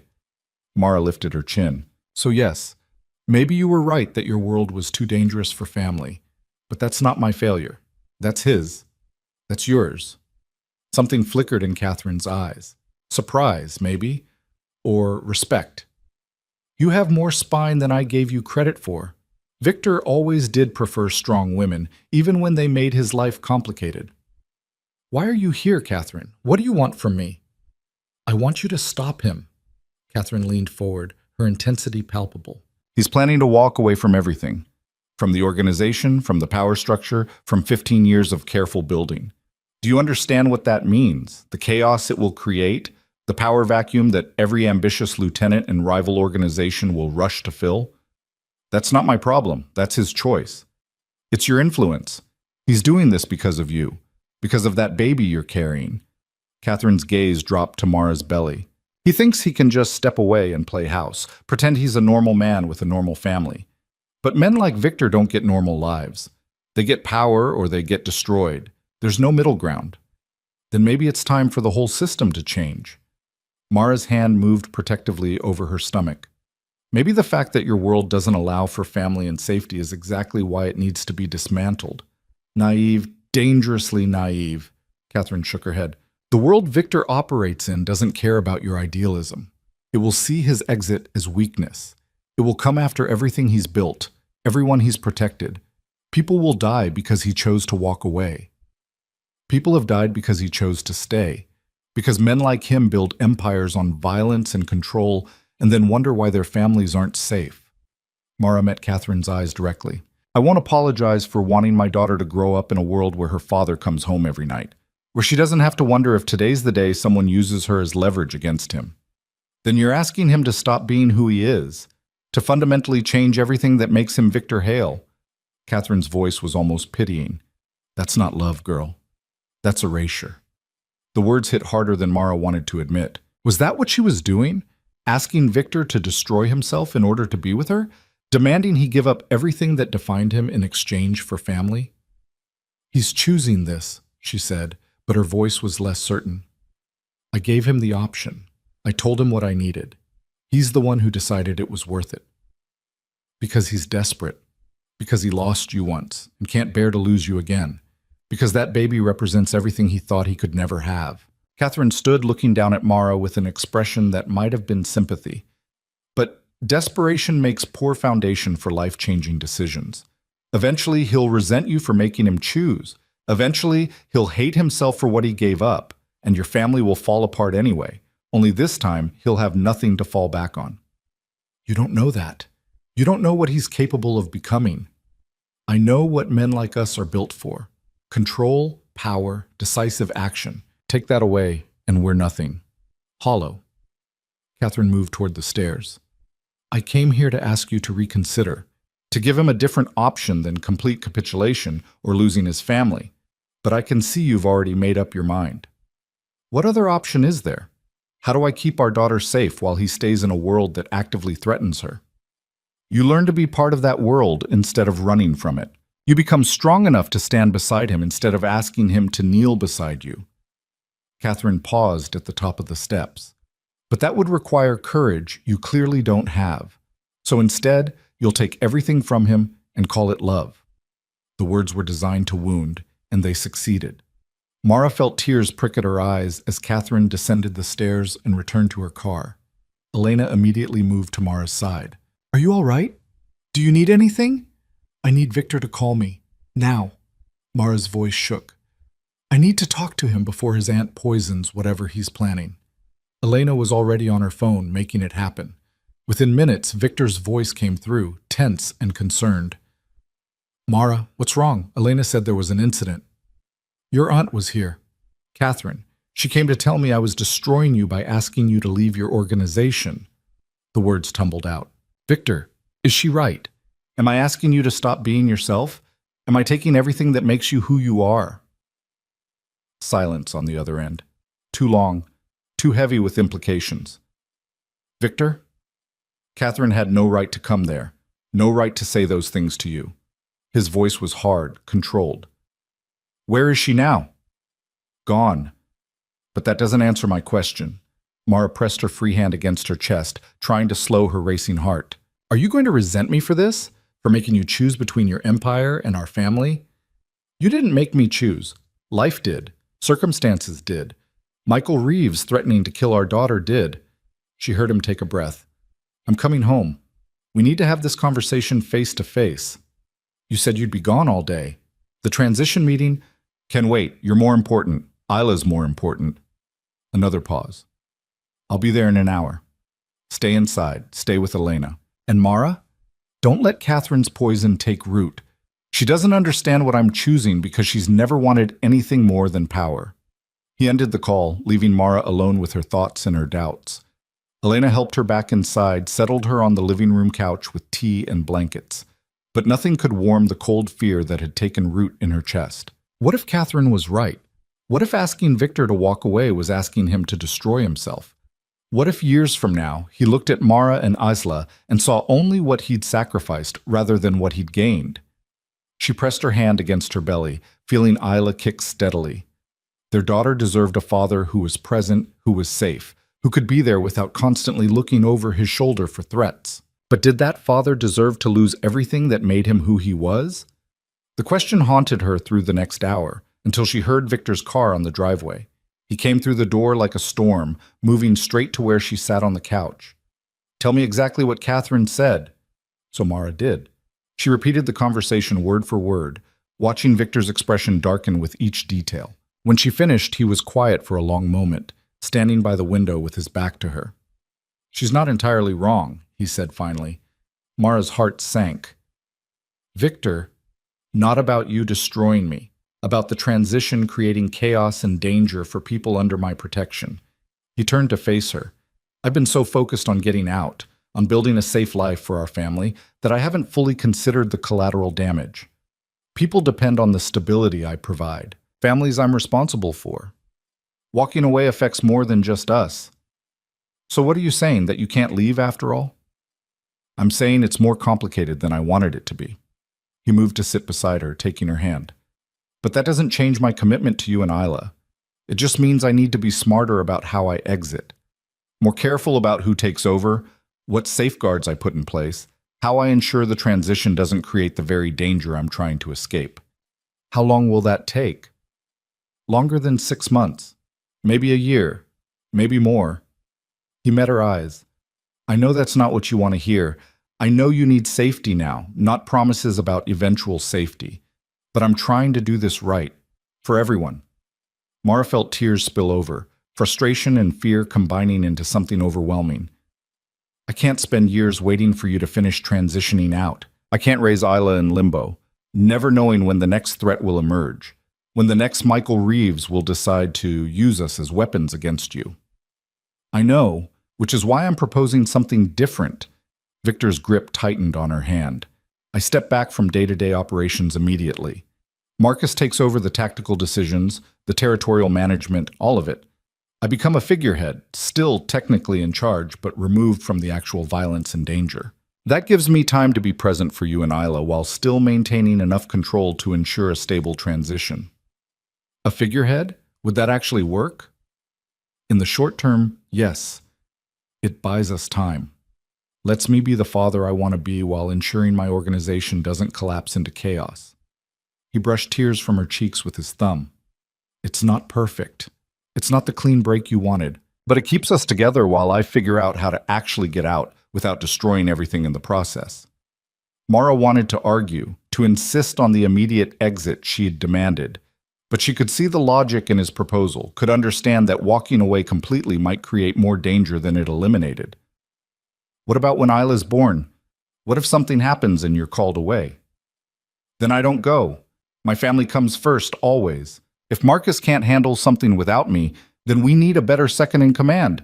Victor's voice was absolute. I mean it, Mara. When you go into labor, when Ethla arrives, when you need me, nothing else matters. The organization can burn for all I care. You don't mean that.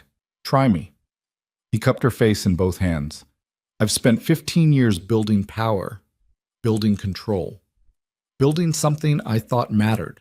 And in 6 months without you, I learned that all of it means nothing if I don't have family to share it with. So yes, I'll take time to transition properly, but I won't sacrifice you and Isla in the process. That's the line I won't cross.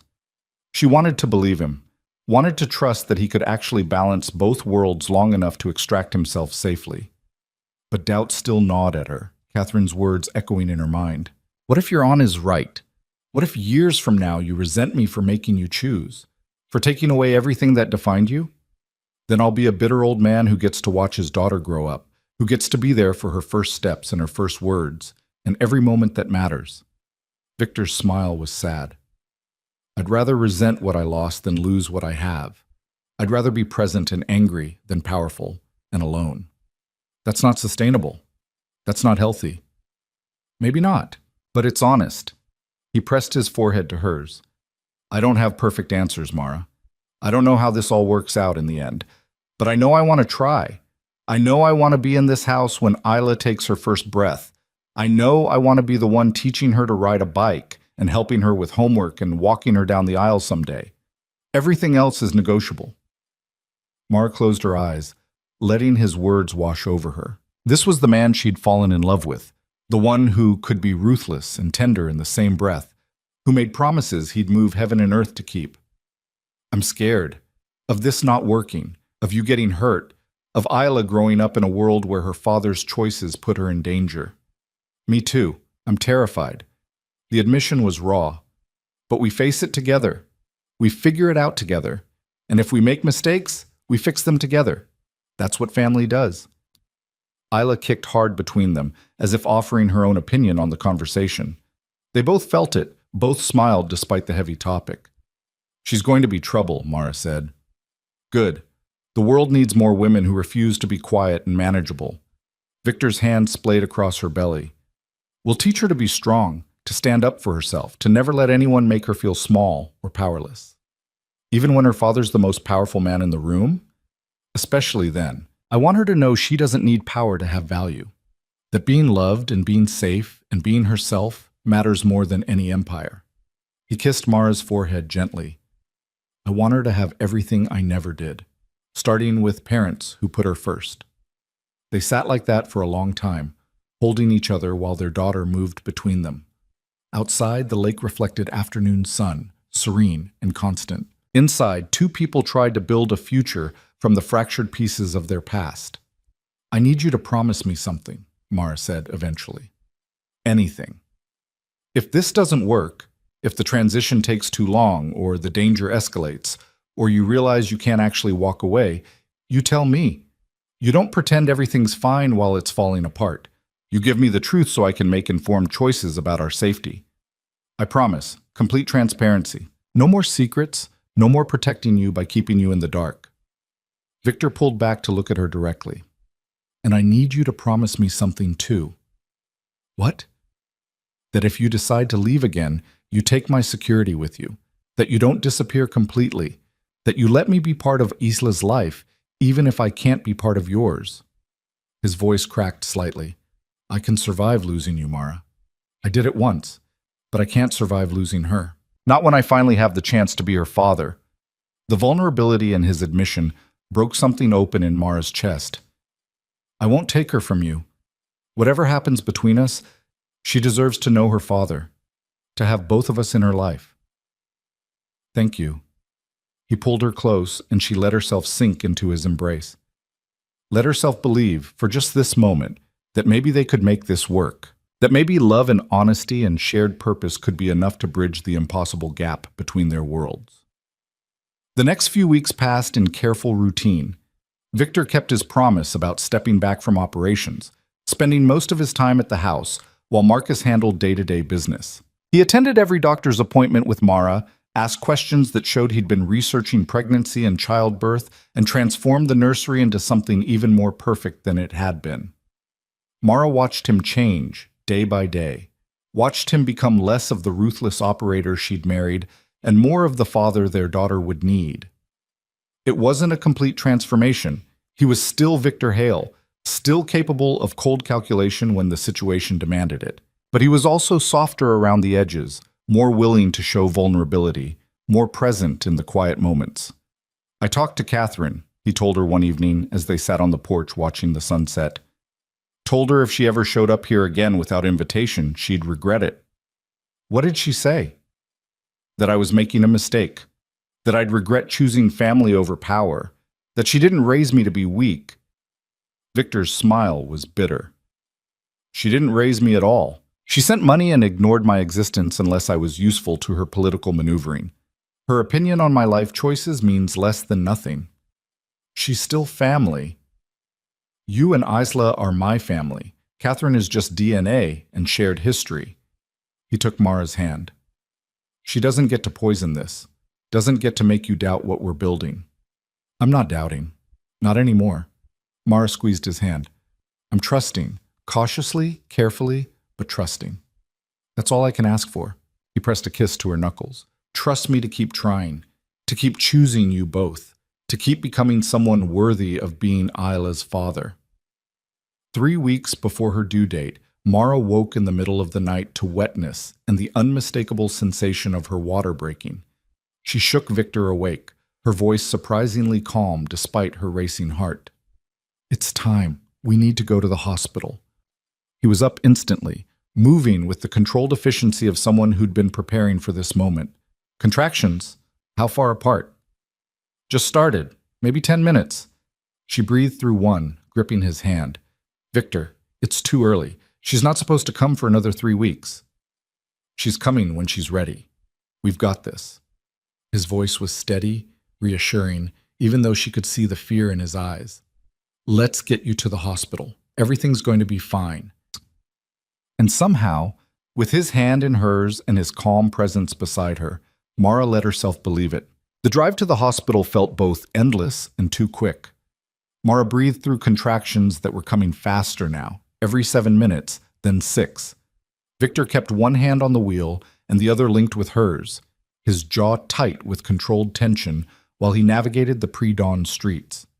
You're doing great, he said during a particularly intense contraction. Just breathe, in through your nose, out through your mouth. That's it.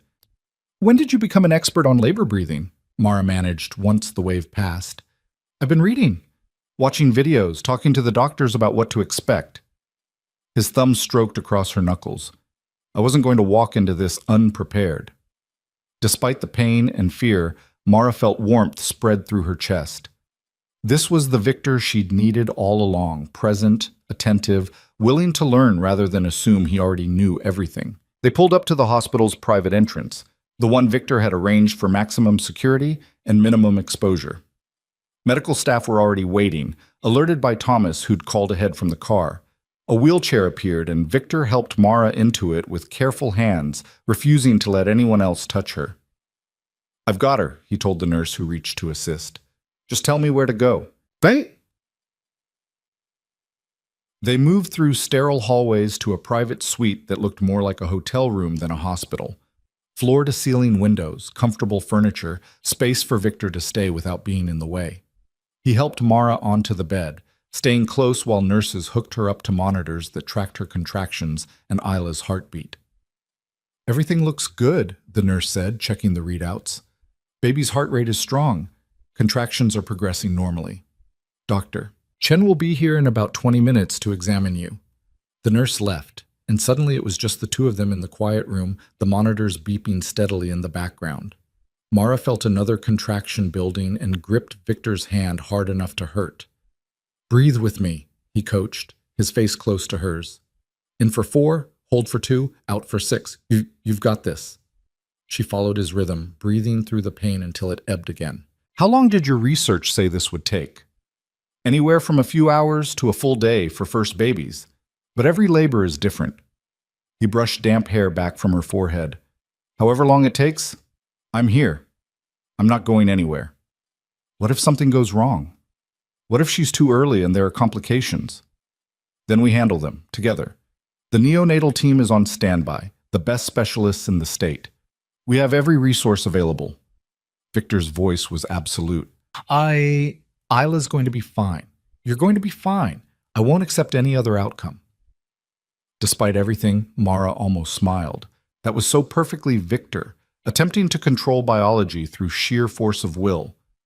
"I don't think labor cares about what you will or won't accept." "Then labor hasn't met me yet." He kissed her forehead gently. "But seriously, Mara, we've survived everything else. Threats, separation, 6 months of lies and fear. We can survive this too." Dr. Chen arrived, professional and efficient, conducting an examination that confirmed what they already knew. Mara was in active labor, progressing normally, no signs of distress in either mother or baby, 3 centimeters dilated with a long way to go. "I'd estimate another 8 to 12 hours, the doctor said. "First babies tend to take their time. We'll monitor you closely, but everything looks textbook so far." The hours that followed blurred together, contractions that came closer and harder, pain that built in waves until Mara thought she couldn't take anymore. Victor stayed beside her through all of it, coaching her breathing, letting her grip his hand until his knuckles went white, offering ice chips and encouragement in equal measure. "I can't do this," she gasped during a particularly brutal contraction around hour 7. "It's too much, I can't." "Yes, you can. You're the strongest person I know." Victor's voice was steady, grounding. "You survived 6 months alone and pregnant, hiding from threats I couldn't see. You can survive this." "That was different. This is harder. But you're not alone anymore. I'm right here, and I'm not leaving." He pressed his lips to her temple. "Keep fighting, Mara. Keep breathing. Our daughter is almost here." Around hour 10, Dr. Chen came back to check her progress. 8 centimeters now, the finish line in sight. But the baby's position had shifted slightly, and concern flickered across the doctor's face. "What?" Victor caught it immediately. "What's wrong?" Baby's heart rate dipped during that last contraction, just slightly, but enough that I want to watch it closely. Dr. Chen adjusted the monitors. "It could be nothing. Could just be positional. But if it happens again, we may need to consider intervention." Fear spiked through Mara. "Intervention? What kind of intervention? Let's not get ahead of ourselves. I'm going to monitor the next few contractions. If her heart rate stays stable, we proceed as planned. If it dips again, we discuss options." The doctor's tone was calm, professional. "Right now, both of you are doing fine. Let's keep it that way." But over the next hour, Isla's heart rate dipped 3 more times. Never dangerously low, but enough that Dr. Chen's expression grew progressively more concerned. Finally, she pulled Victor aside while a nurse stayed with Mara. "What's happening?" Mara called out, trying to see them through the doorway. Victor came back, his face carefully neutral. "Dr. Chen thinks we should consider a C-section. Isla's showing signs of distress, and the safest option is to get her out now rather than wait for natural progression." "No." Mara's response was immediate, visceral. "I've come this far. I can finish it." "Mara, I said no. I want to do this naturally. I want to deliver her the way we planned." She knew she was being irrational, knew the baby's safety should override her own desires. But after months of having every choice taken from her, this felt like the one thing she could still control. Dr. Chen stepped in, her voice gentle. "I understand wanting to avoid surgery, but we need to think about what's safest for the baby. The stress of continued labor could what? Hurt her? Kill her?" Mara felt tears streaming down her face. "Or is this just doctors being overly cautious because of who my ex-husband is?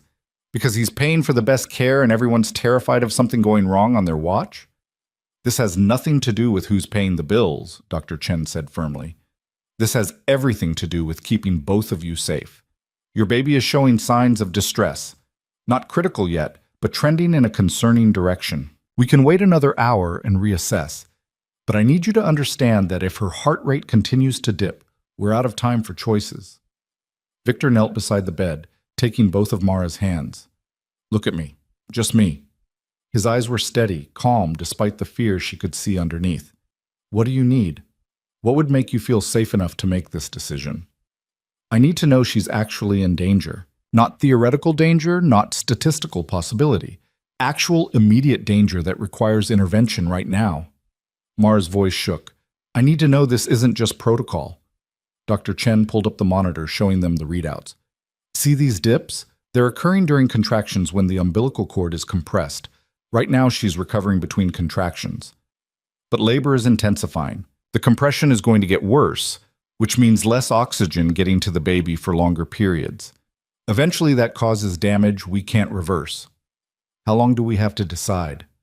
I'd like to make a decision in the next 30 minutes. After that, we're pushing into dangerous territory. The doctor's expression was sympathetic but firm. I know this isn't the birth experience you wanted. I know surgery feels like failure after coming this far, but getting your daughter here safely is what matters. Everything else is just details. Mara closed her eyes, feeling another contraction building. She breathed through it, felt Isla's heartbeat dip on the monitor, felt Victor's hand tighten on hers. When it passed, she looked at him directly. What do you think? Honestly. Honestly, I think we've both spent months making impossible choices to keep her safe. I think we've survived separation and threats and fear to get to this moment. And I think the last thing either of us wants is to lose her now because we were too stubborn to accept help. His voice was rough with emotion. I want you both safe, Mara, however that happens. She studied his face, seeing the fear he was working so hard to control.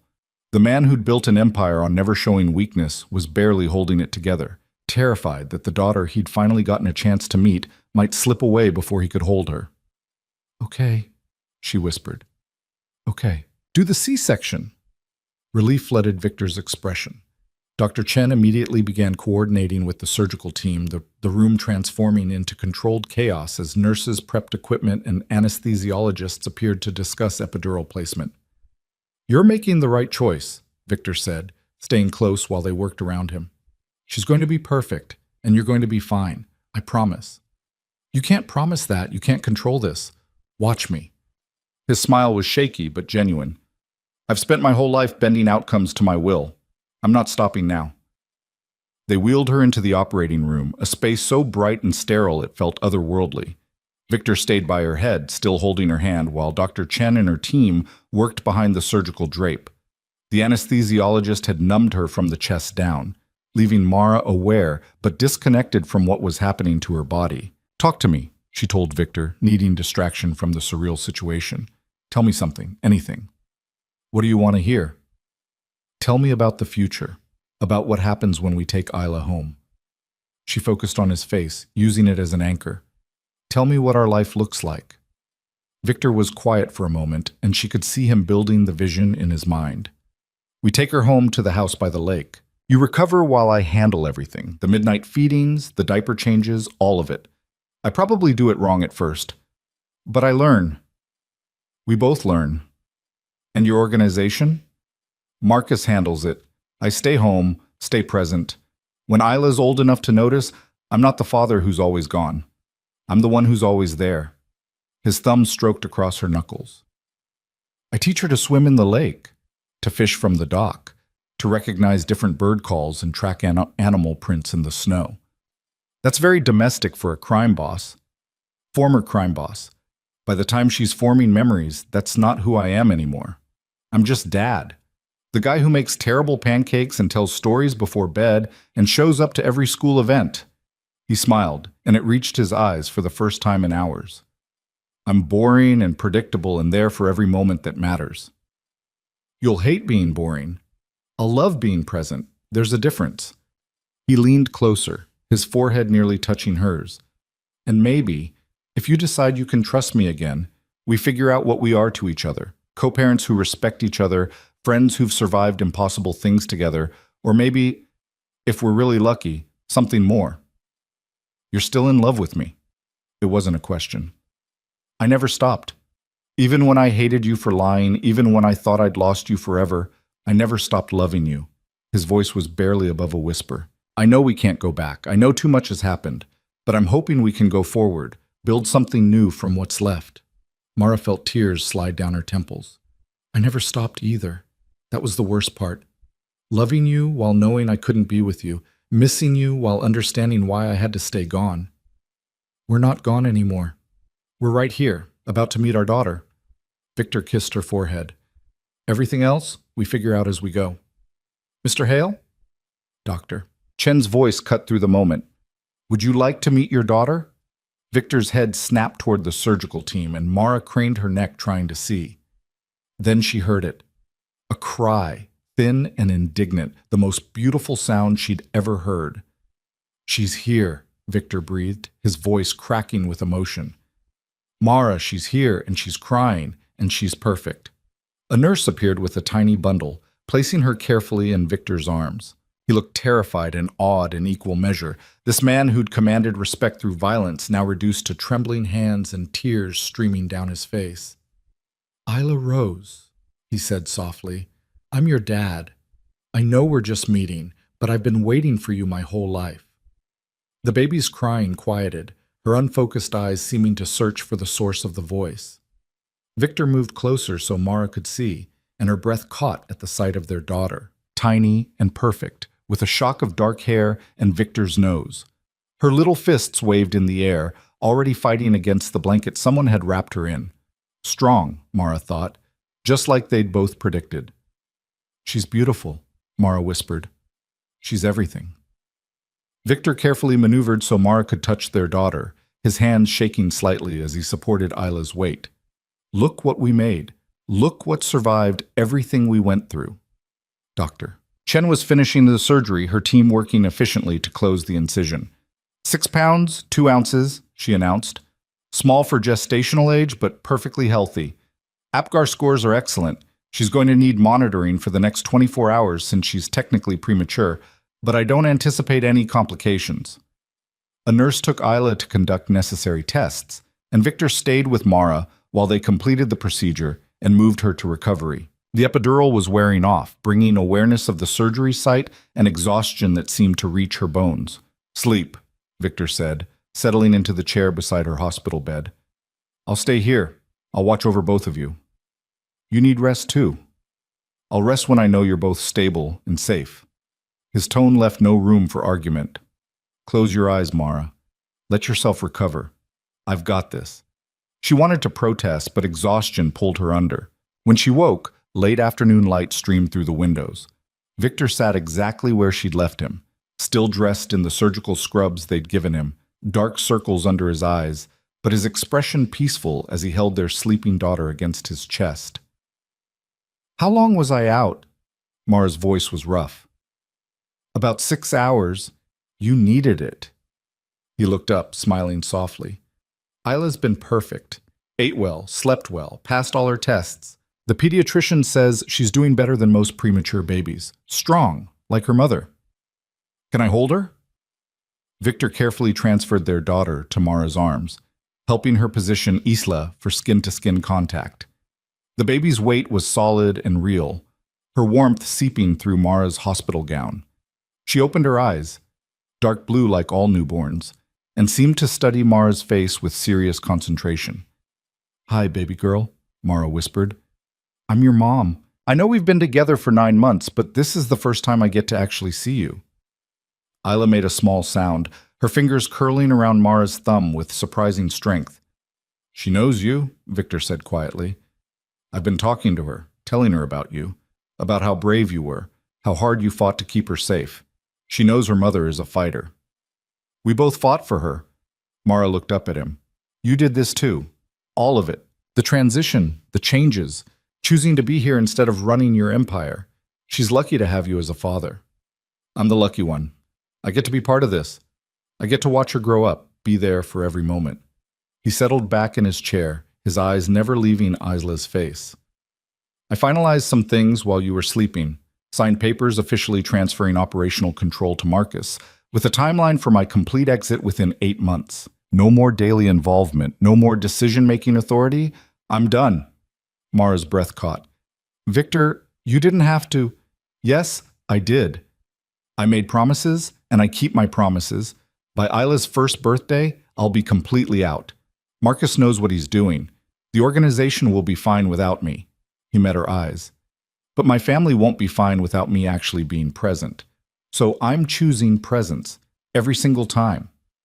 8 months is still a long time. It's necessary to prevent chaos. But during those 8 months, I'm working from home unless absolutely unavoidable. I'm here for feedings and diaper changes and the million tiny moments that add up to a childhood. His voice was firm. I'm not my father. I'm not Catherine. I'm going to be the parent who shows up. Tears slipped down Mara's cheeks. I believe you. Good. Because I need you to believe something else, too.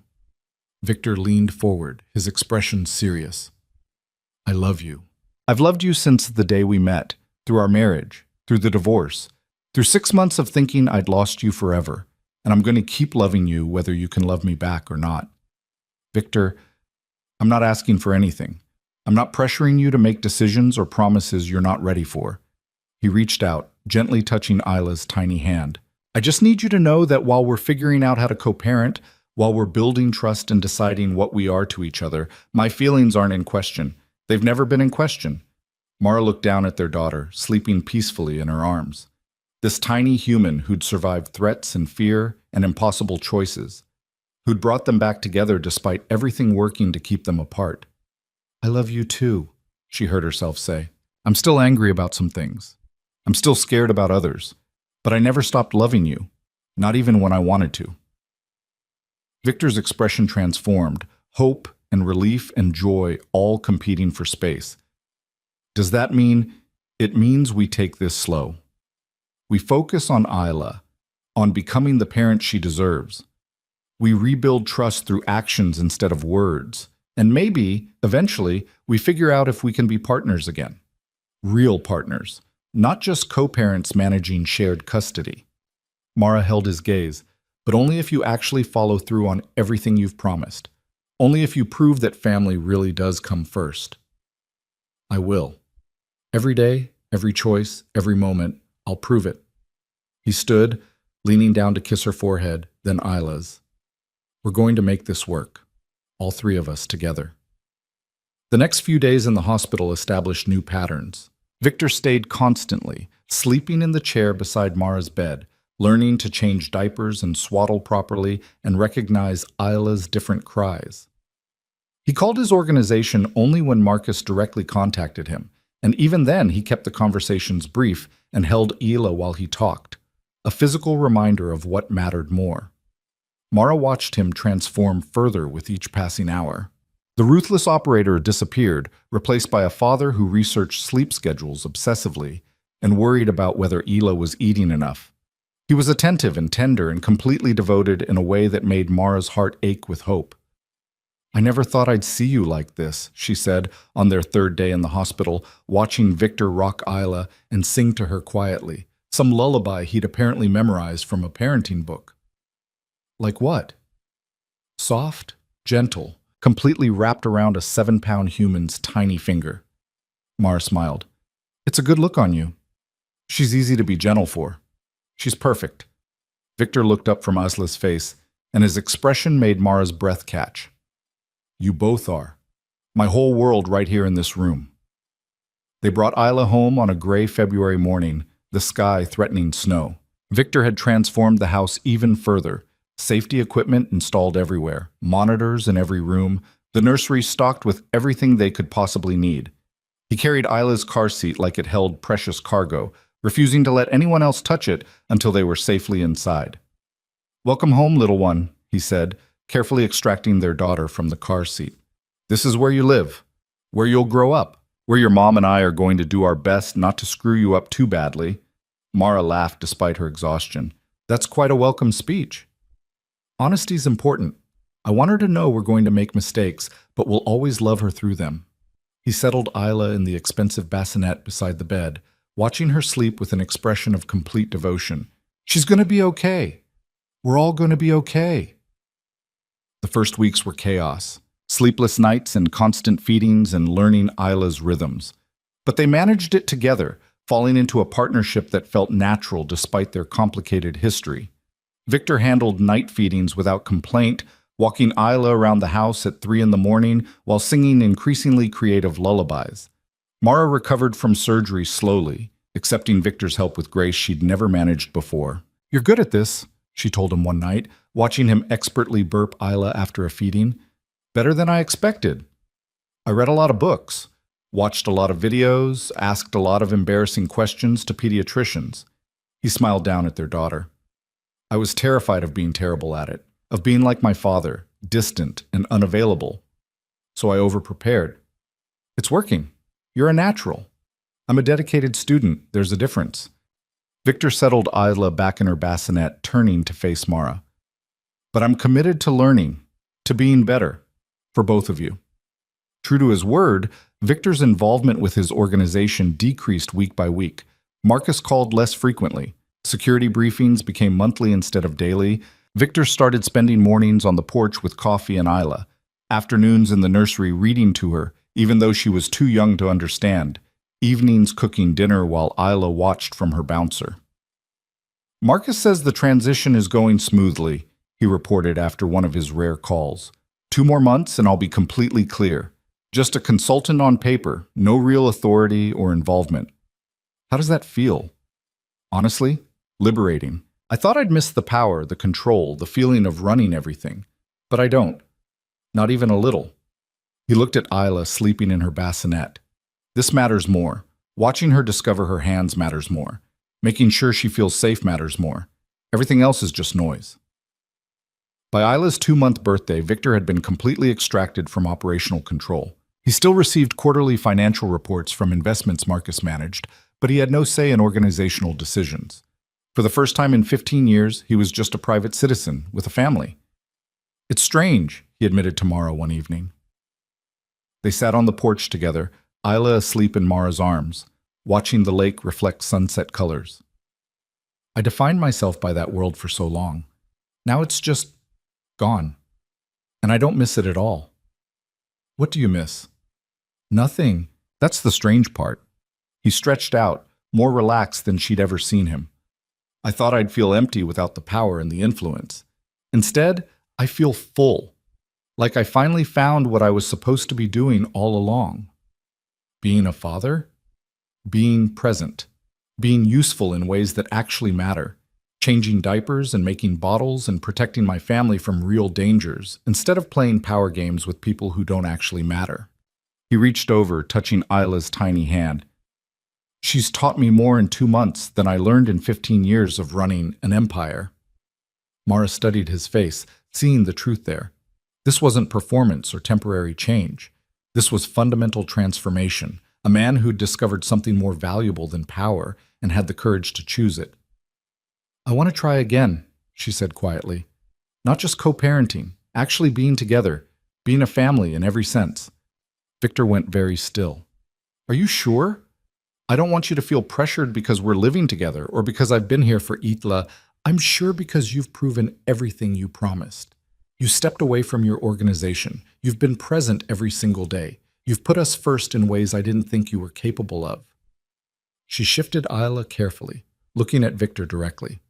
"I'm still scared sometimes, still worried about whether this can last. But I'm ready to try if you are." "I've been ready since the moment I saw you on that street in Seattle." His voice was rough with emotion. "I've been hoping you'd give us another chance. Give me another chance to be the partner you deserve." "Then let's do it. Not rushed, not because of external pressure, but because we both want this. Because we've built something real from the wreckage of what we lost." Mara reached for his hand. "We'll make mistakes. We'll have hard days. But we'll face them together instead of running from them." Victor pulled her close, careful not to wake Isla, and kissed her properly for the first time since they'd reunited. It was different from their early relationship, less desperate, more grounded, a kiss that promised presence instead of passion, partnership instead of possession. "I love you," he whispered against her lips. I love both of you more than I knew it was possible to love anything. I love you too. Imperfect and complicated, and exactly who we are right now. They sat together as the sun set completely, their daughter sleeping peacefully between them, the lake quiet in the gathering darkness. The world they'd left behind, the threats and the violence and the constant danger, felt impossibly distant. This was their reality now, this peace they'd fought for, this family they'd chosen, despite everything working against them. What do you want to do with the rest of your life? Mara asked eventually, now that you're not running a criminal empire? Honestly, I want to be boring. I want to coach Isla's soccer team when she's old enough. I want to teach her to fish and to read and to stand up for herself. I want to make you breakfast and argue about what to watch on TV and grow old knowing I made the right choice. He smiled. Maybe I'll take up woodworking like I joked about. Build furniture for the house. Be one of those suburban dads who's obsessed with their lawn. That sounds perfect. What about you? What do you want? I want to write. I always wanted to write, but never had time or headspace when we were married before. Now maybe I can. Stories, articles, maybe eventually a book. Mara looked down at Isla. I want her to see both her parents pursuing things that matter to them, building lives instead of empires. We can do that. We can build something worth having. Victor's hand found hers in the darkness. Together. 6 months later, Mara stood in the kitchen making Isla's bottle, while Victor did laundry and sang off key in the other room. Their daughter, now 8 months old and crawling everywhere, investigated the cabinet locks Victor had installed, determined to figure out how to defeat them. She's your daughter, Mara called to Victor, stubborn and convinced she can outsmart any security measure. She's brilliant, already problem-solving at 8 months. Victor appeared with a basket of clean baby clothes, dropping a kiss on Mara's head as he passed. Want me to take her while you make the bottle? Please, before she figures out how to open that cabinet and finds cleaning supplies. He scooped Isla up, tickling her belly until she laughed, a sound that still made Mara's heart swell every time she heard it. They'd settled into domesticity so completely it was hard to remember Victor had ever been anything other than this, a devoted father and partner who prioritized family above everything else. Marcus called earlier, Victor mentioned while Isla grabbed at his nose. Final paperwork is done. I'm officially removed from all organizational records. No financial ties, no consultancy agreements, nothing. Clean break. How do you feel about that? Relieved. It's finally over. That chapter of my life is completely closed. He looked at Mara seriously, which means this is the right time to ask you something I've been thinking about for months. What?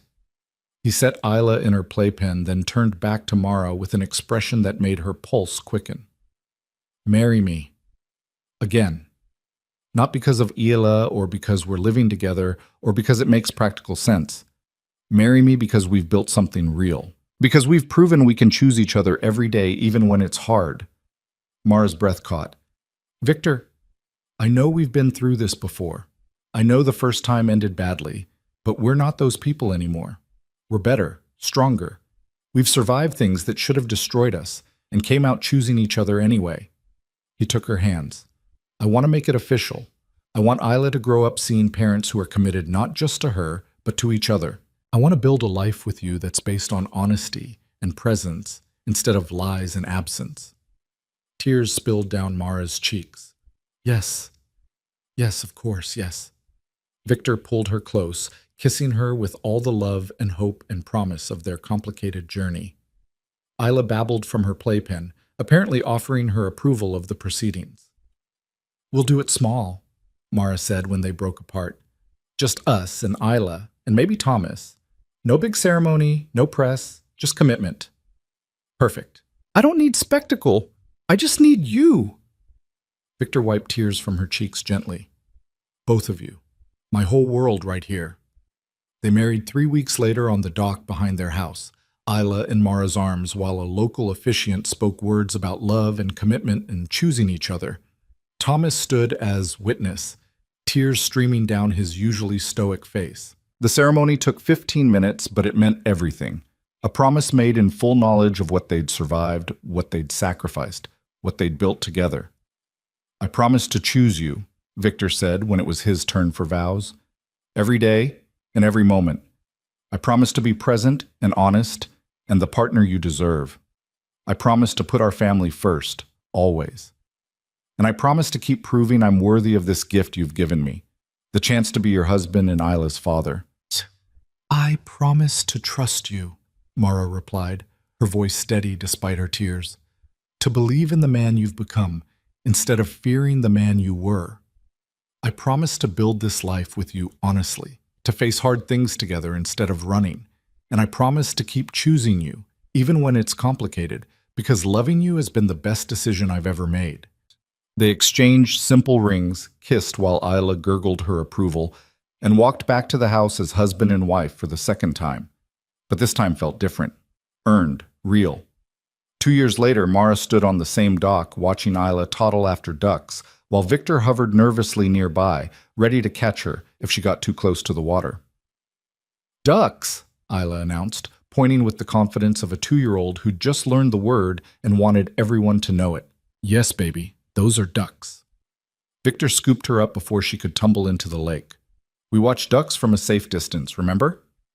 "Safe distance," Isla repeated solemnly, then immediately tried to wiggle free to chase them anyway. Mara laughed, moving to help Victor contain their adventurous daughter. Life had settled into routines they'd never imagined back in those early desperate days. Victor had started his woodworking hobby and discovered he was actually good at it, creating custom furniture that filled their home. Mara had published her first article and was working on a book. Isla was growing into a force of nature, stubborn, brilliant, fearless in ways that terrified and delighted them both. "I'm pregnant again," Mara said suddenly, the words tumbling out before she could overthink them.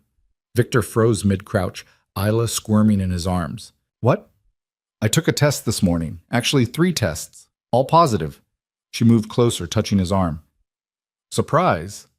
A grin spread across his face, transforming from shock to pure joy. "We're having another baby?" "Apparently.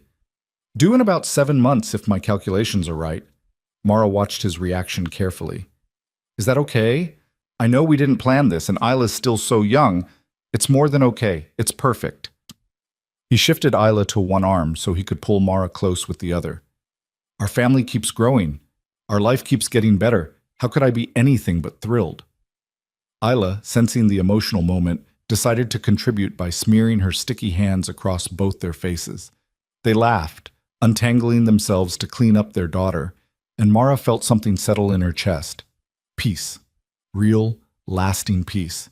This was what they'd fought for. This messy, complicated, perfectly imperfect life they'd built together. Victor had walked away from power and never looked back. Mara had learned to trust again, to believe in second chances and earned redemption. Together, they'd created something worth having, a family built on honesty, presence, and the daily choice to keep showing up for each other. "I love you," she told Victor while he cleaned Isla's sticky fingers. "I love this life we've made. I love who we've become." "I love you too. Both of you. Soon to be all 3 of you." He kissed her gently, Isla giggling between them. "Thank you for giving me this, for giving us another chance, for believing I could change. You did change. You chose to change. That's what made the difference." They walked back to the house together, Isla chattering about ducks and water and whatever else passed through her busy toddler mind. Inside, the furniture Victor had built filled rooms with warmth and history. Outside, the lake reflected afternoon sun, constant and peaceful. Mara looked at the family she'd fought so hard to protect, the man who'd proven love was stronger than power, the daughter who'd survived impossible odds to be here. Soon there would be another child, another person to love and protect and raise in this world they'd carved out from violence and fear. It wasn't the life she'd imagined when she'd married Victor the first time. It was better because it was real, earned through sacrifice and choice, and the courage to believe that people could change when they had reason enough to try. And as Victor settled Isla for her nap while discussing paint colors for the future nursery, Mara knew with absolute certainty that they'd made it. They'd survived everything meant to destroy them and had built something beautiful from the wreckage. This was redemption. Not promised, but proven. Not demanded, but earned. A second chance transformed into a lasting life through the daily decision to choose love over power, presence over control, family over everything else. And it was more than enough. It was everything.